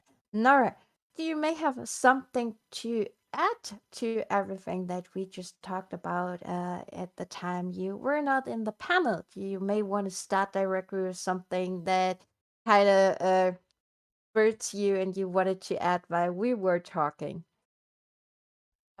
Actually, I thought Cole and Frey did a really, really good job.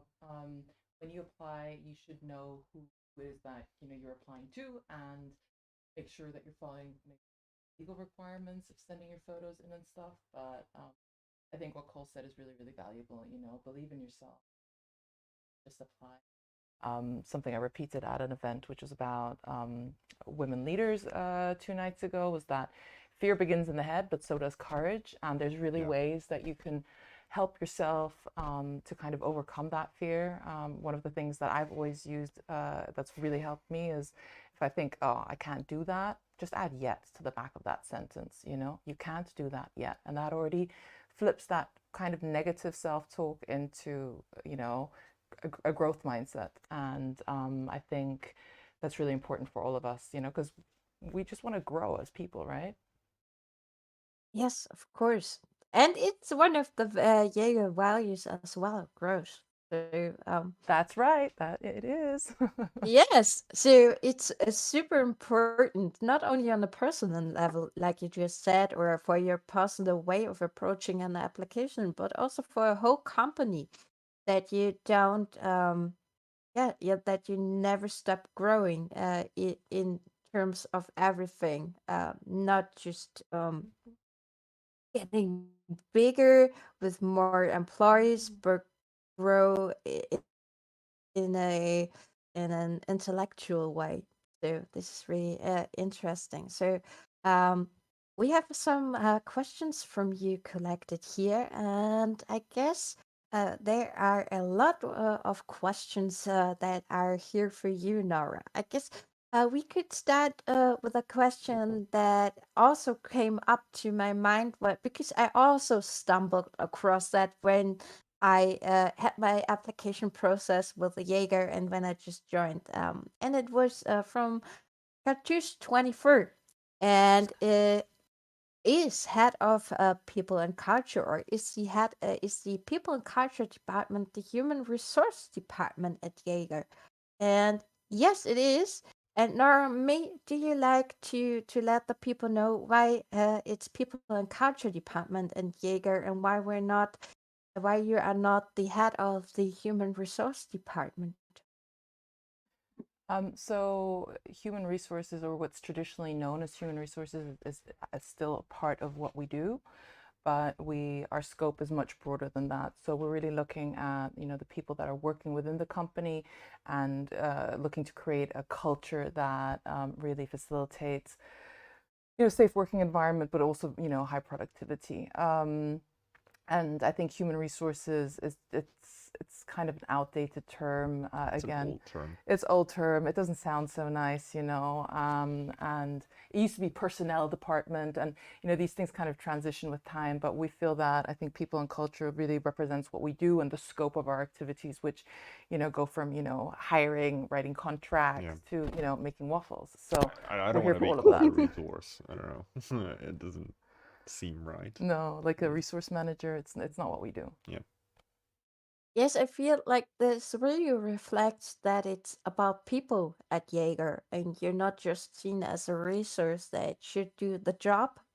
You're seen as a person, and I think it's awesome that it's already reflected by the things, by the way things are worded and the way we use them. So thank you for this question, and thank you for stumbling across it, Katyush, because I think this is a really important topic. And yeah, a lot of that stuff also starts with language and using it correctly. And yeah, just be mindful about the stuff that you are doing. But we also have a question about game development, and here is a question. What do you have to learn in your early stages if you want to become a game developer? And yeah, of course, you want to become a game developer. At some point in your life, you want to be part of developing a game, or being part of it, or maybe just doing it all on your own. So, what is the advice for someone who wants to get into game development from you, Nora and Frey? This is a good one. So, when I read game development, I mean, I want to come back with another question. It's like, what do you want to do in game development? So this kind of connects to the to what I just previously said. So I think it's really important for you to understand, how does a company that makes games work? What kind of disciplines that we have operating into that part? So let's say that you know that at a certain point and you want to become a game designer, or maybe then say that you want to be more specific, you want to be like a combat game designer. So I would say, in the early stages of your career, for you to get there, one really interesting thing for you to be doing is work on your personal projects. So sometimes people come to me, it's like, hey Frey, I need to land a job, but I need experience to land a job. But how do I get experience if I don't land a job? There are many other ways for you to build these experiences. Again, personal projects. You can go to game hackathons, or you can even just get a couple of friends and try to outline something, and then showcase that. Again, what is your objective? How do you do? And what kind of stuff that you went out there to study to be able to do that. So So again, it's one way for you to build some experience and showcase when you are in the beginning of your career. Not sure if you both agree in one way. Yeah, I totally agree. I think it's just really important to understand what working in games is actually like, because I think a lot of young people love playing games and they're like, oh, I'd love to like be doing this all day long. But actually, you know, making a game That's a small and part of working it. like working on somebody else's game is not the same as like, you know, designing the game that you've always wanted to play yourself. So I think a lot of people maybe kind of come into the industry a little disillusioned, but after, you know, so I've taught at the Games Academy, for example, and I think very early on people realize that it's maybe not necessarily the same as playing games all day long. So be realistic about what it means and know that you're going to be working on somebody else's project for the majority of your career. You know, very few people end up like working on their own game and seeing that grow to that level. But yeah, what Frey said is very right. Get as much experience as you can and just start making stuff. Join game jams. There's so many in Berlin, but there's also online stuff. And even with your artwork, you know, get out there, show your art to people, take your portfolios places, that kind of stuff. Yes, your portfolio is your best buddy. But Yes, yeah, game development, I think it also includes publishing in one way or another, right? So no game is successful if we don't publish it in a good way. Aw, so sweet. Yeah, we're the reason you hear of anything. That is true. Right. And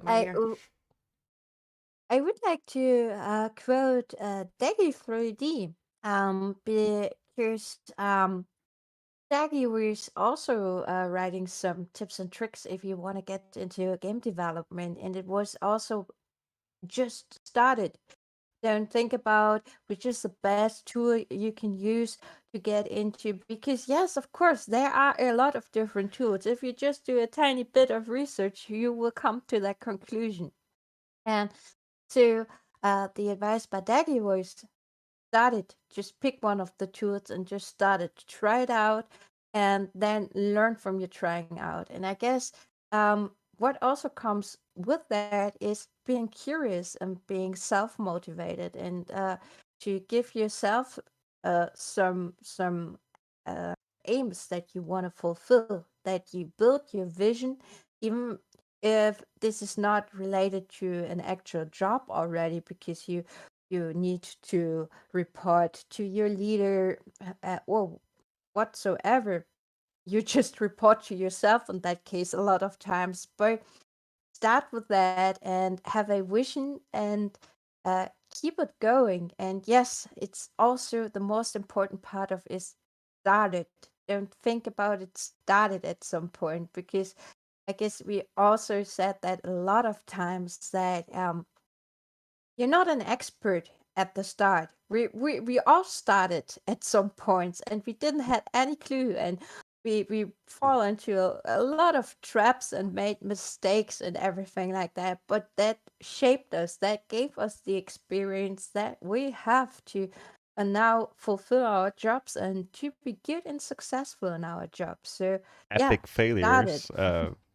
drive you to epic learnings. So I love Yeah. when candidates come on interviews and say like, "Hey, let me tell you about a time I fucked up and what I learned from that." So that's as well a good opportunity. And just jumping here on Daggy's comment as well, I think this is one of the reasons I really love working in gaming, because it's one of the areas where you don't need to have that traditional career trajectory to kind of get the job. So just like you wrote, you know, sometimes you can get a really good job just because of the work you can show.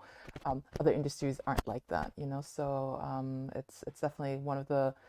Also at Jaeger, I've seen a lot of people join like or move into different departments, move into different disciplines just by working hard at it. So, you know, we've had a number of people who've joined in one area, you know, be it like the community team or the QA team, and have actually progressed into design or even engineering, all this kind of stuff. So that's definitely something that is really, really magical about the gaming industry, because yeah, what drives you is not like your CV or the universities you've gone to. What drives you is the passion for the game, you know, and creating games. So it makes it a very, very cool atmosphere.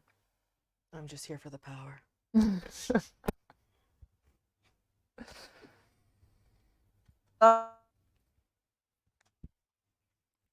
Okay. I heard her make a sound, but then I'm really not sure she's real. you. That's all I'm With saying. an echo. Should we try to address some of the questions that we have here? So Give me something substantial. we already said about if we do power accept tripping. internships. I think that was answered already. The answer is yes. Yeah, just apply and see. We have a couple of them running right now. What else we have here? What about that one above, the scarlet one? Is that one thing? The Not sure if it's a no? question. My expectations as female gamer.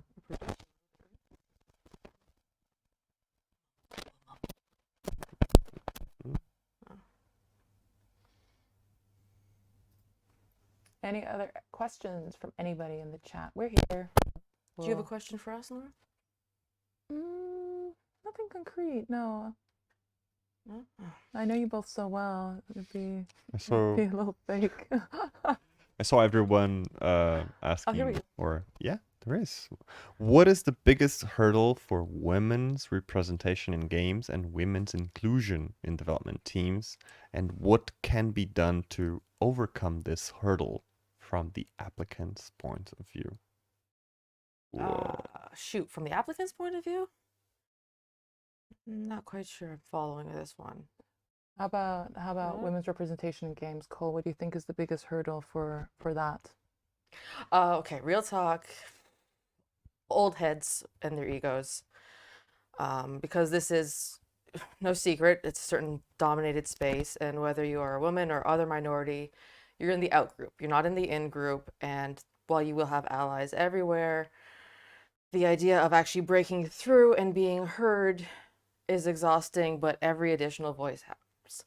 Everyone on this stream right now, you're old enough, you've read the news, you've seen the AAA studios that have been in it for unpleasant reasons. Literally, women's representation in games and develop whatever has been paved in lawsuits, blood, tears, everything. It sucks.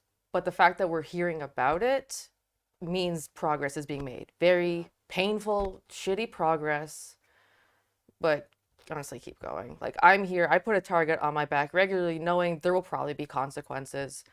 Not for myself, nobody's gonna know my name, but the next person's gonna have it a little easier. That's the idea anyway, and so on and so on, hence why it's getting better. It's a journey. It's a journey. It's not something that's going to get fixed from, I don't know, one day to another or in 2 years. Again, I think it's something that we need to constantly, put energy into transforming and changing that landscape. I think it's really good to see, really positive representation, and to also see that games where really great representation do really, really well, because that just shows that there are, players out there who want to play those games, because I think that's an old kind of thing that, well, this type of player doesn't want to play this type of game. But I think when it comes to, women's inclusion in development teams, that's really something that's already working much better. And again, it comes down to having good talent acquisition, having a diverse pool of talent applying, and also, leadership buy-in is really important. I think one of the things that we've seen is that you need to have like a company management or leadership that really stands behind those ideals, because if that's missing, you're going to just really, really struggle to get any of those ideas like to fruition and have that culture get established. So from an applicant's point of view, apply with everything that you have and be competitive. One of the things that we see a lot is that women tend to undersell themselves, and they tend to apply for positions that they match 100% of the requirements, whereas male applicants tend to apply when they're matching maybe 70 to 80, which is great because they have that confidence. So any female applicants out there, any women out there who want to apply to jump like, nah, I only fulfill 60%, just do it, just apply. Again, like there's stats that show that there's I don't know, there's like this lack of confidence in applying. and so do that. I've seen a lot of comments here about remote work. I don't know if I could jump in quick with that. Yeah, because, sure. I think this is good. yeah, we do hire remotely. So we have about 75% of our employees who are based in and around Berlin, and they work in a hybrid model, and then around 25% are fully remote. So we're in, I think, 11 countries at this point. We started hiring remotely last year. Yeah. So nearly 20 people in 11 countries. So we're making it work. Again, time difference is a little tricky. So it kind of depends on the role. We do have a very team-based culture. So if you're gonna have to make the meetings like Frey when he was in Brazil at 5 o'clock in the morning, that's not really sustainable. Yeah. But yeah, we're definitely trying to make it work, and we love to have a really, really international team. That's really Yes, good. as I am back, by the way, and I am Hello, also welcome working back. remote. But my internet feels like it's wanted to have a break. But Is it Hamburg internet is really shit and Berlin is good? I don't know. The weather of the internet is wrong. I am so sorry that this is happening today. But we also had a really interesting question by someone from our Beloved Creator program, because this, of course, also for our great female content creators that we want to appreciate. And Scarlett wrote that in her experience as a female gamer, your opinion about certain things are often marginalized by others. So you're not taken serious. And I guess this is not only a problem from within the content creator or the gamer bubble, but this is also something that sadly still is on also within the working context, that sometimes you are not taken serious just by the fact that you're a woman. And I guess, Nora, you have a lot to say about that. Me? um, so it's interesting. I think when you work in an environment where maybe you're not the majority, be it the only woman in the room, as sometimes my situation. There's this tricky phase of where you're trying to find your tone, and you're trying to find how you communicate. Are you gonna replicate, what everyone else is doing, or are you gonna try and own your own style? And I think it takes a little bit of time, and you need to develop that confidence to. I think being authentic is really important, and standing your ground, and having boundaries as well. So it's okay to respectfully tell someone that they've interrupted you, for example. But it takes a little bit of practice. There's a lot of resources out there. There's a lot of women making content for women, a lot of coaches and stuff that help around tackling some of those issues. It happens in every situation, like regardless, like, is it a business, is it your friends and stuff? I don't want to complain about it, because again, it's definitely something that can be overcome, and most people are happy to be respectfully called out on maybe a bias that they're holding. But again, I think we need to be empathetic towards those that we're trying to help develop and become more inclusive, because it can be very touchy, and it is an area we see a lot of pushback on, because people feel threatened, they can feel defensive.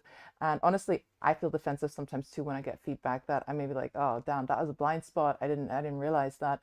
So I get that feeling, and I really appreciate it when people approach me with empathy to give me constructive feedback. And I think this applies in this area as much as any other area. So that would be, I guess, I don't know if I've answered the question. Yeah, Part what do of you it. think? Really? Why you gonna go first? No, you go. Go on. I guess you also already touched a lot of different topics here, but yeah, it I think always. Cole wanted to say something. Sorry for Okay. interrupting, Steph. Cole, confidently, please take the mic. Thank you for Yes. your empathy, Nora. Own your voice. No, 100% everything Nora said, but also because things are not a perfect society yet, work on your soft power, which is basically the idea of incepting ideas into the voices will be heard. I can't tell you the number of times, not even years, like in my career, where I've said whatever idea, and then maybe a month or weeks later it'll be said out of a male voice. and suddenly it's being heard for the first time, and it's just like, okay, That sucks. yeah. happens, But then, yeah. yeah, it's not even like it was malicious. It's not like they stole it or anything. It's just like people can organically come to the same conclusion, but it wasn't heard the first time. So work on what you can do without pushing it, depending on the politics of the environment you're in. Learn how to make ideas seem like they're coming organically from voices you know will be heard until you know that you can also have your own platform. Because that's just strategy at this point. And like real talk, you're gonna need it. You want it. Yeah, and if I may add after that, I'll allow it. If you are a white boy like me, if you see stuff like that, just call out. Don't just say like, "Oh, that sucks," but try to act on it and try to be an ally again to building the place that you believe that is a really safe place for everyone, regardless of who they are. So I think it's really important for who is not part of a minority group, or again someone who is being marginalized because of their ideas or opinion. If you see that, call it out and drive change and be an ally to that. So it's really important.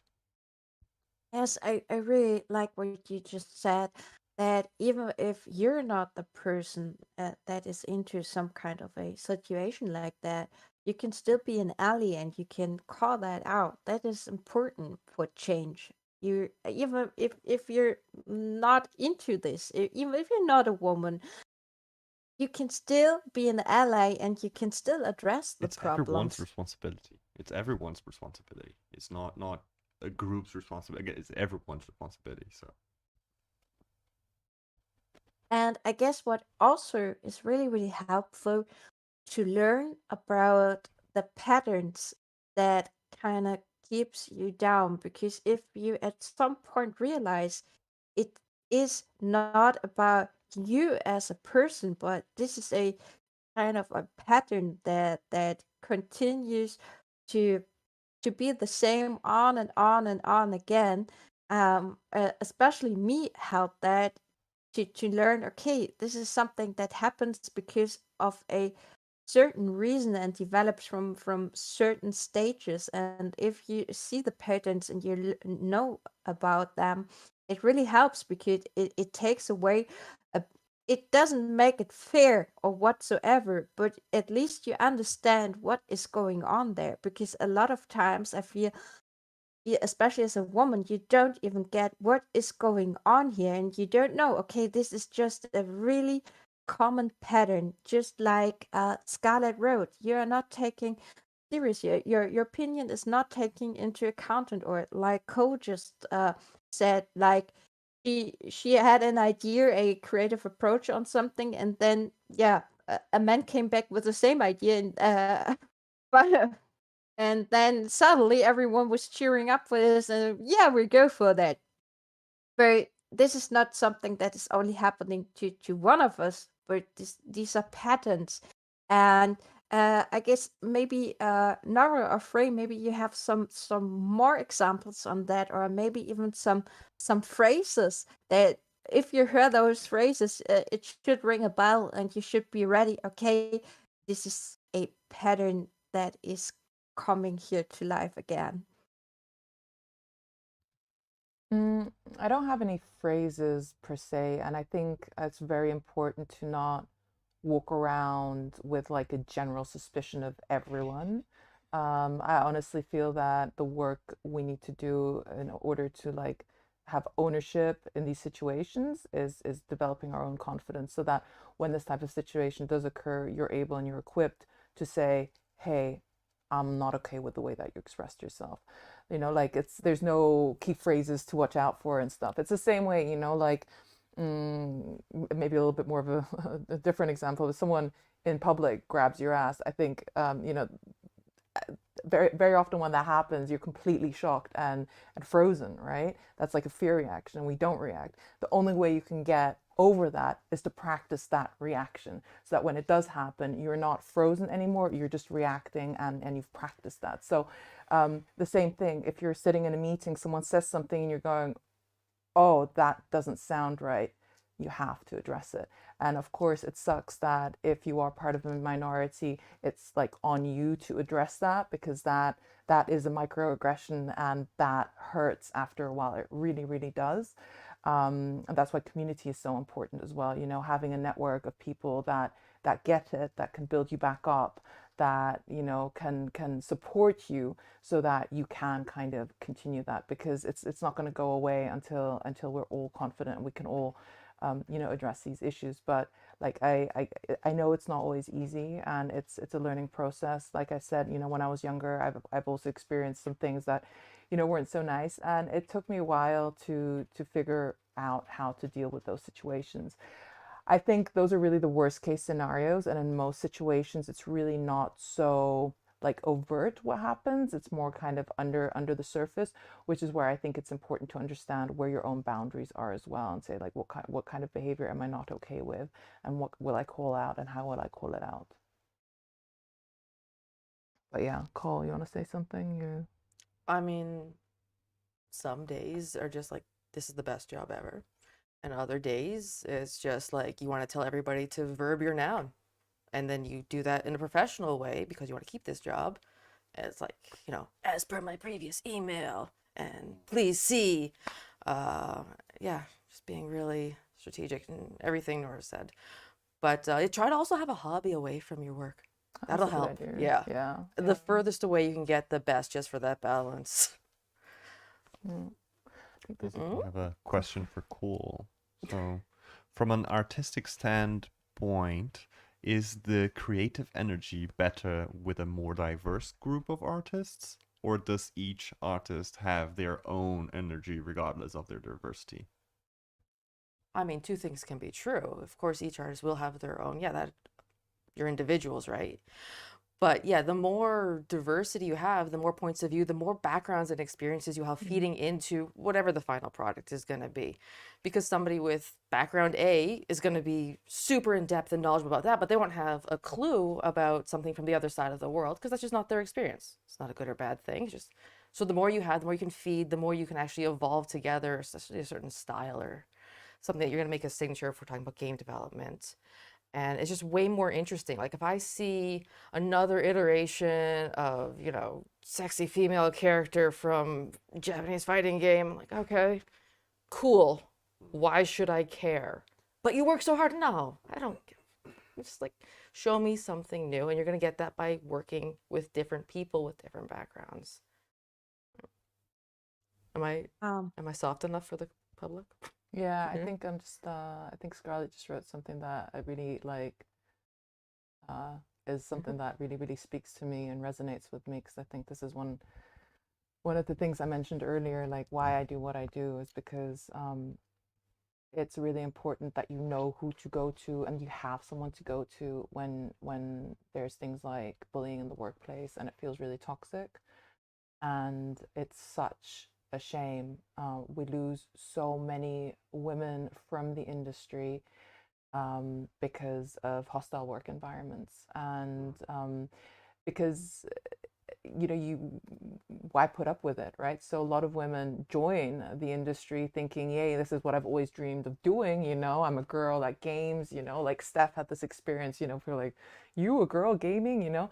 So you kind of get through that, and then you start working in the industry, and there's just toxicity raining down on you, and everything you thought you loved, you start hating, because it's just it's terrible. So we lose a lot of women in the industry, and a lot of organizations are also not flexible when it comes to things like parenthood. You know, so both men and women don't, I personally feel, you know, get enough support when it comes to that, and it's still quite rigid, you know. So some countries are doing it really, really well, others not so much. But yeah, we lose people all throughout the pipeline, and I'm really sorry, Scarlett. It sounds terrible, and I'm sorry that you stopped doing something that you really loved.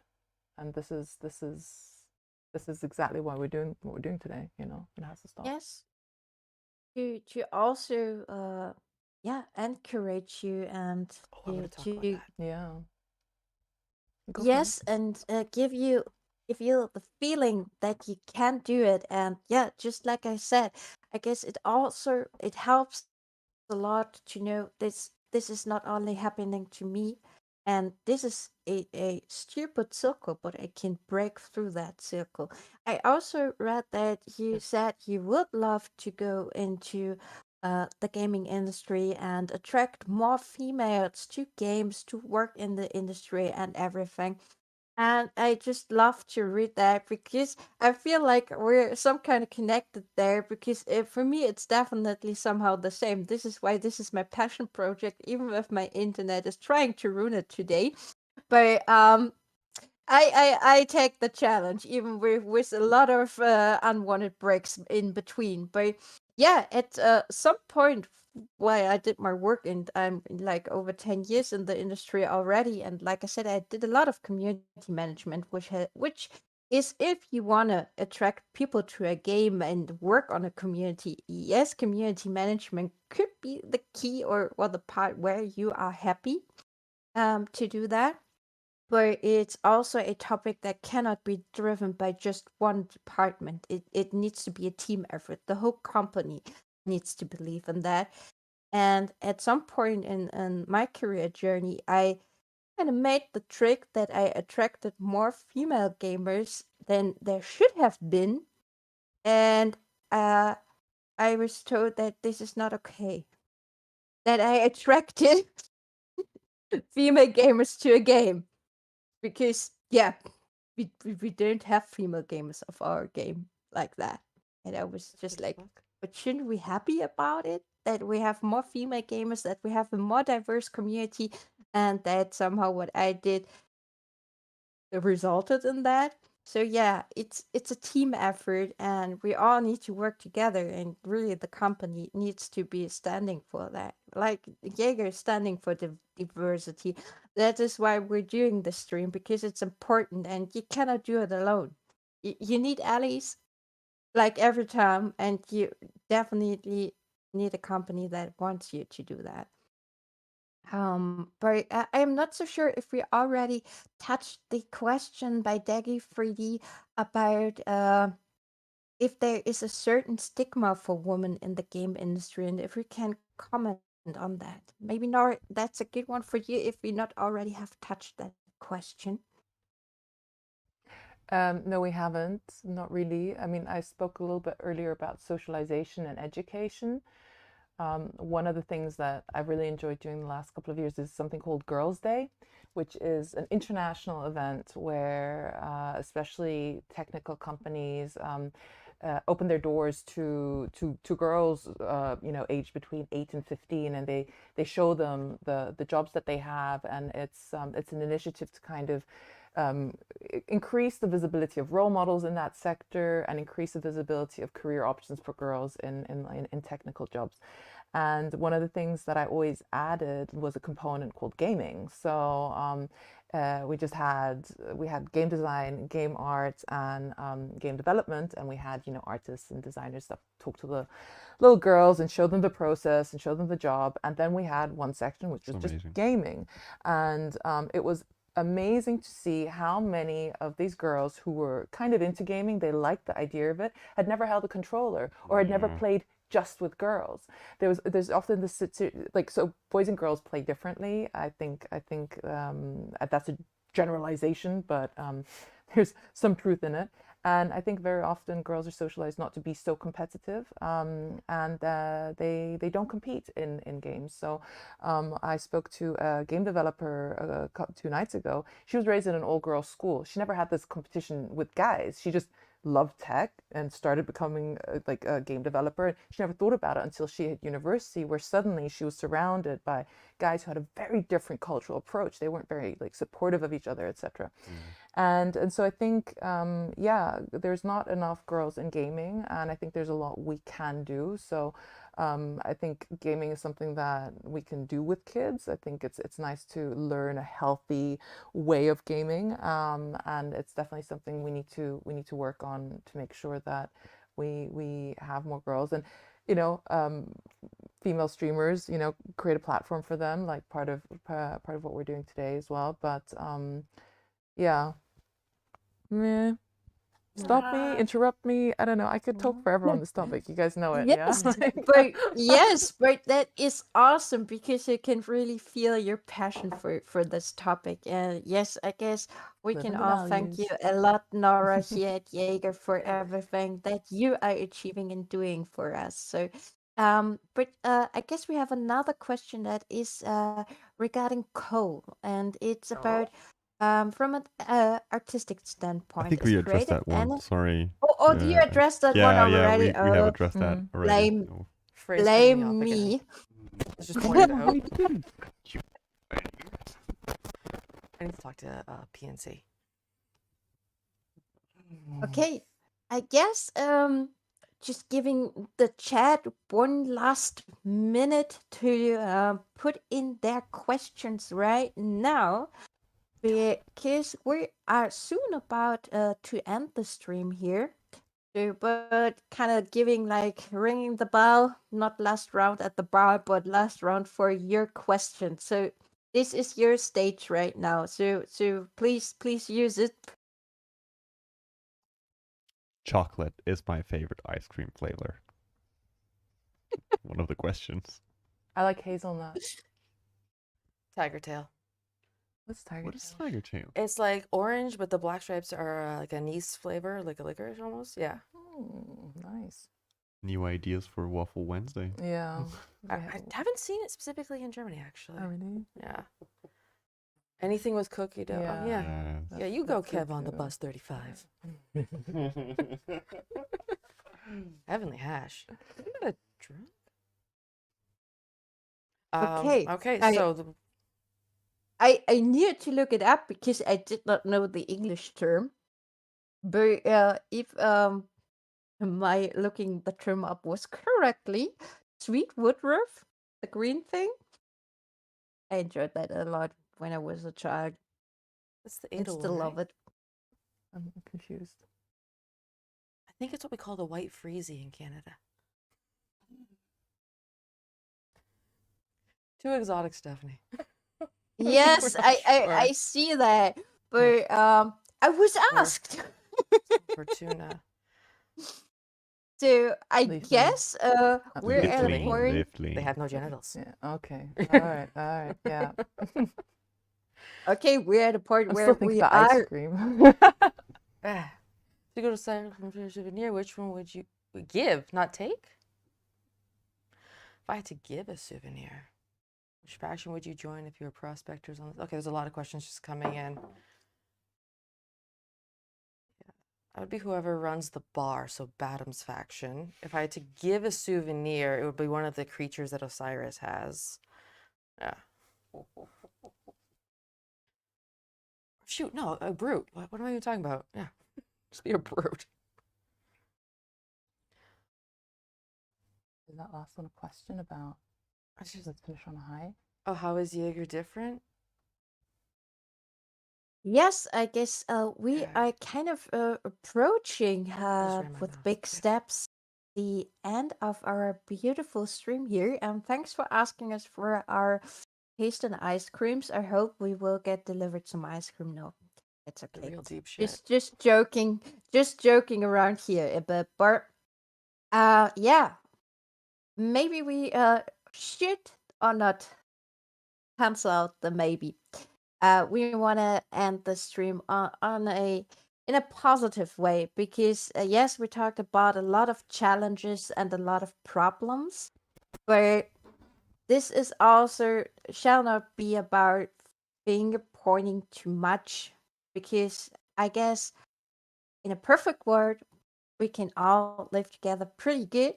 And yeah, and I guess we have stated, or Nora has stated a lot of times, why is Jaeger so different? And I would like everyone here to kind of give a little quote on that. And maybe Cole, would you like to start to give us a short, lovely end quote on why Jaeger is different and why you enjoy working here? Sitting right next to me. Damn it. Honestly.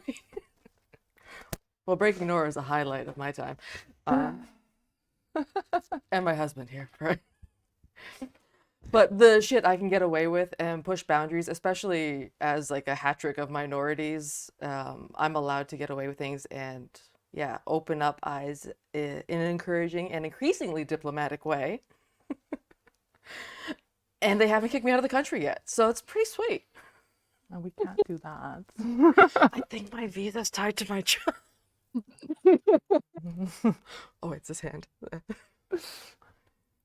So yes, and I can just say, as which I may have not mentioned, you're a part of the publishing team, which I also a team member of, and we work quite closely together. And it wouldn't be the same without you, Cole. So please, your visa needs to stay intact, or we need to search for a different solution. Why I don't commit major crimes. That's a good thing. So, but maybe let's pass it on to Frey. What are you enjoying here, and why do you think Jaeger is so different? And just summarizing up all the stuff that we have just talked about. I think people here really care about you and your opinion. So before, like, hey, we expect you to do the right thing or achieve this specific goal, I've found myself in many one-on-ones with people really genuinely asking, like, hey, how are you? Is there anything I can help? I don't know. So people really care about each other here. So I think this is, and it seems to be something kind of simple, but I don't think it is. So yeah, I feel privileged to be in this group of people. So and here as well. So thank you for trusting me and giving me the opportunity to tell you a little bit on my side as I well. need to get more quiet while saying that. You can be proud of that, Frey.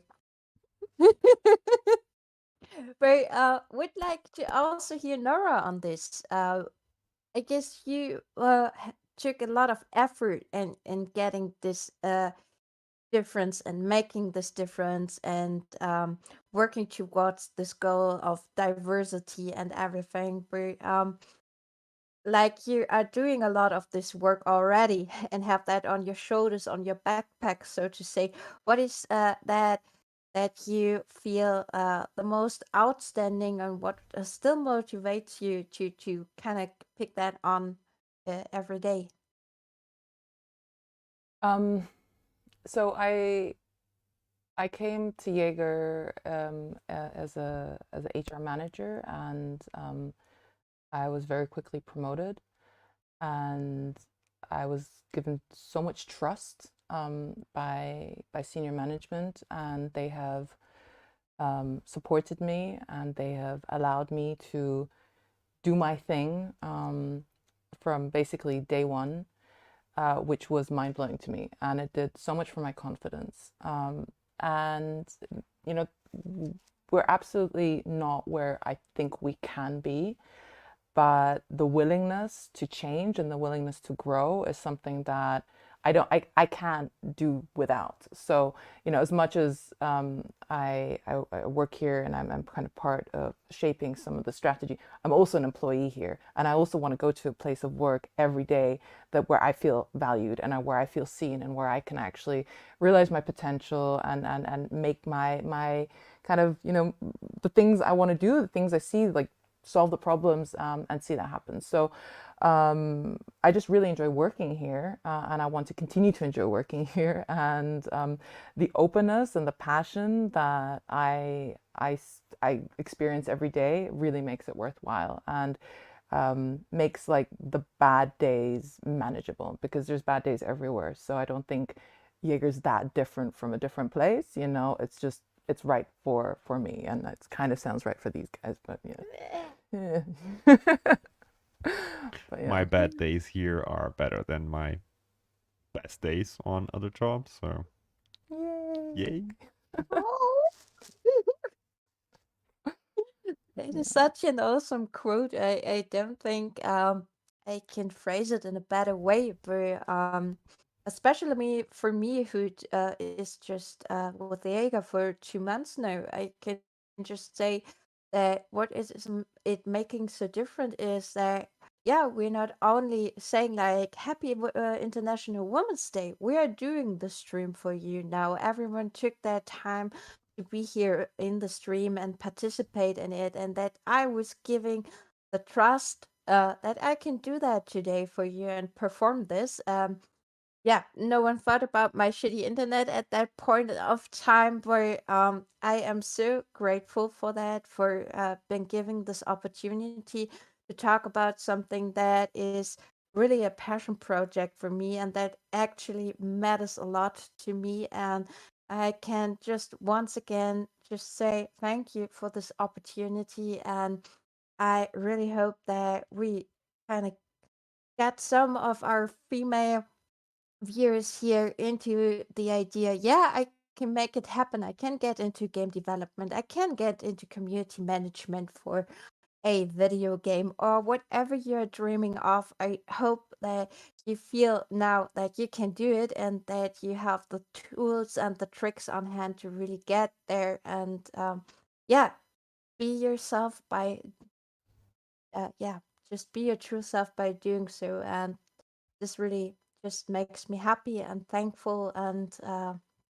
I guess this is how I would like to end our question and answers part here. And would like to do a little last outro for you, just to let you know about a few things, and then kind of call it a stream.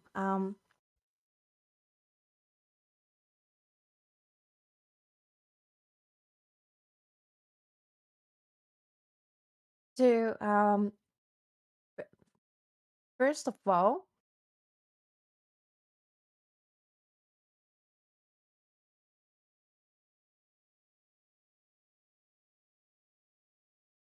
yes, I guess there's another promotional break here right now, but yes, let's. I wanted to also give you, of course, a personal or a opportunity to say goodbye on a personal note until there's a last round where you still can see and hear me.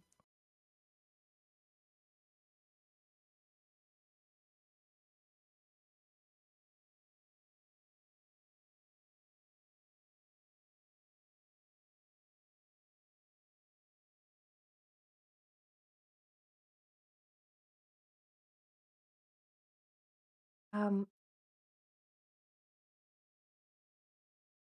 yes, okay.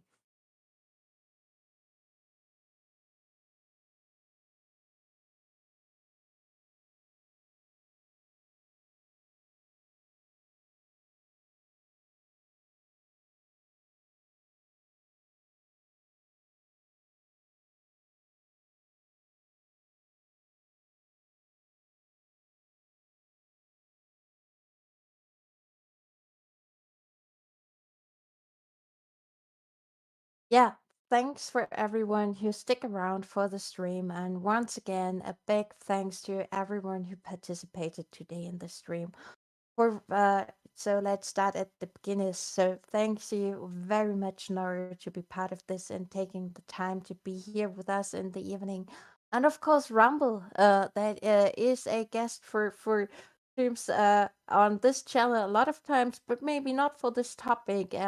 Thank you for being here, for letting people know about how we work here at Jaeger, and that you also care about all these topics, and that you are kind of a proud ally of us as well. Also, thank you, Frey, for being here and having this amazing tips on how you can enter the industry, on everything regarding being seen as a talent. And of course, Cole, our beloved Pharaoh. Nothing would be the same without you, and thanks for joining the stream and giving it this special personal note. And yeah, thank you for being your true self once again. And we have a dedicated email address set up that you can see via the stream comments. It's Valkyries of TC at thecycle.game. If you have a personal question regarding all the topics that we just discussed in the stream and you felt like I don't want to ask it directly in the stream, or if you may be watching the recorded YouTube version of this video and you're like, oh, if I just would have been live with all of you, I would have loved to ask you this question.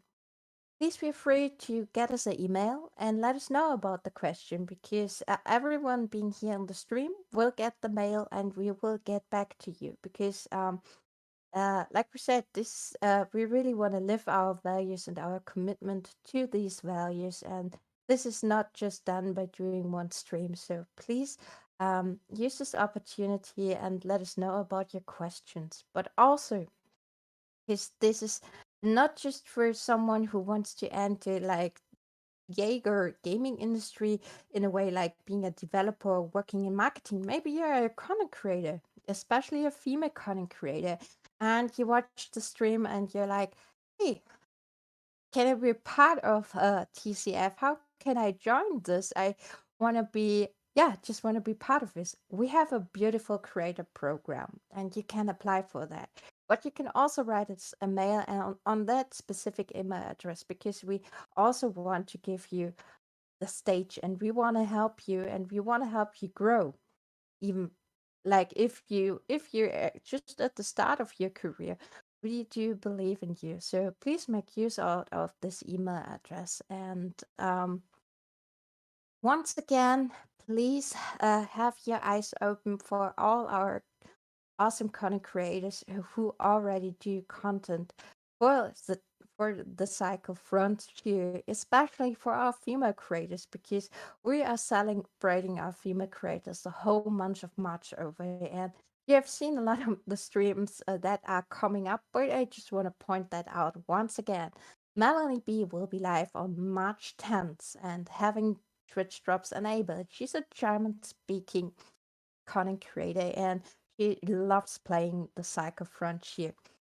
We have XOXO Gossip Girl, part of our wonderful creator program and sticking around for quite some time already. She will be live on the 11th of March and give you some great entertainment and content just around the Cycle Frontier.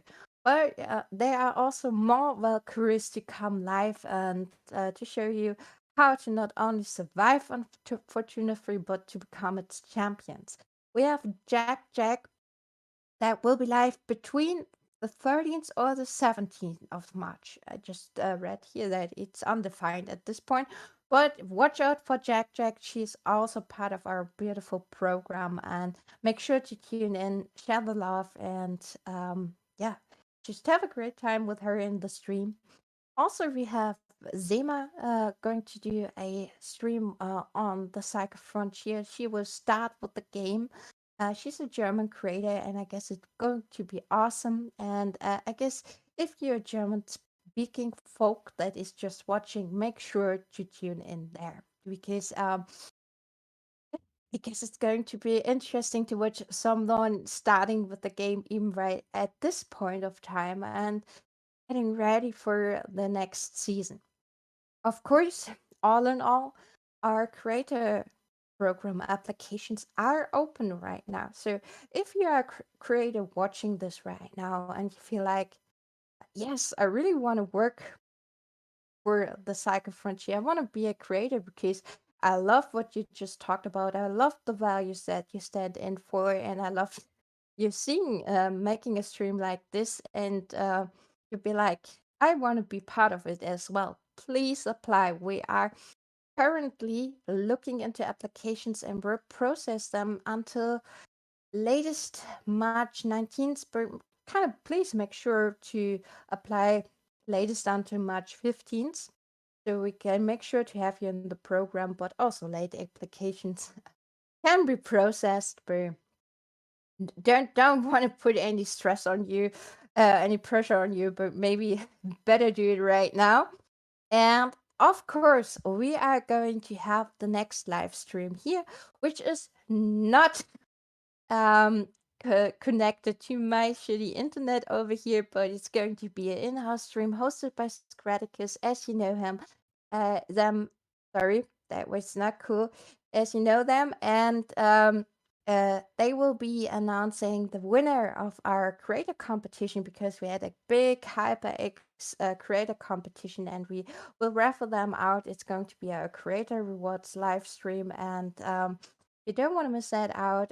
The last one was already really great. I just watched it from at home, so please make sure to jump on that live stream. And yeah, I guess with that everything said, and looking at the clock, we made it until the end.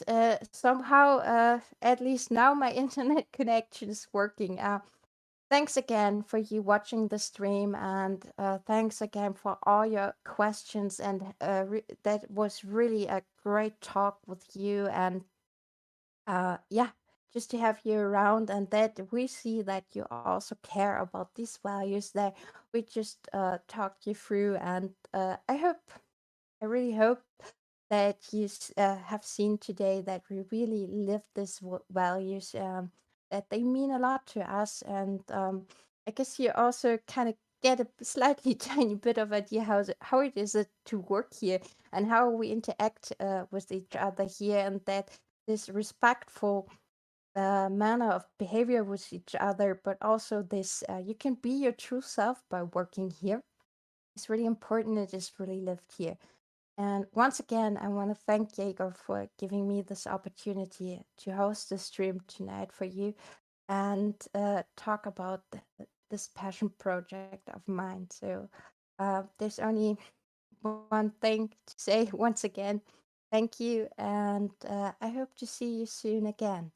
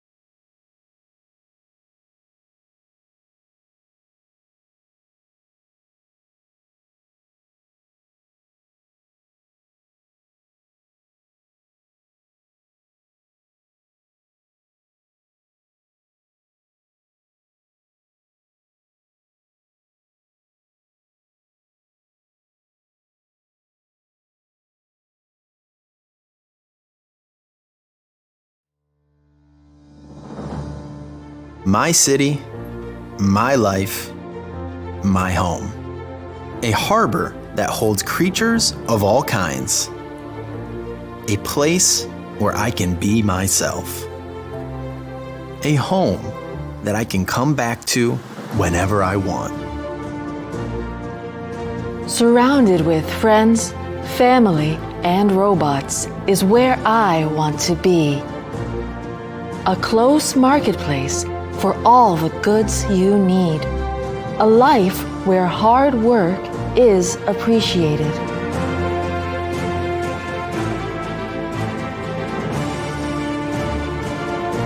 Nestled in the best facilities and most trusted alliances. Gorgeous views from almost any window. A place where neighbors are like family. This is where life takes me by the hand, where I can drop into happiness and freedom and enjoy it with all my heart. This is a place where peace of mind is a piece of cake.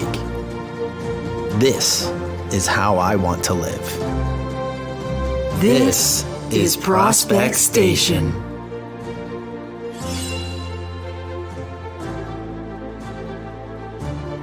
Get ready to move into this exclusive environment on March 29th.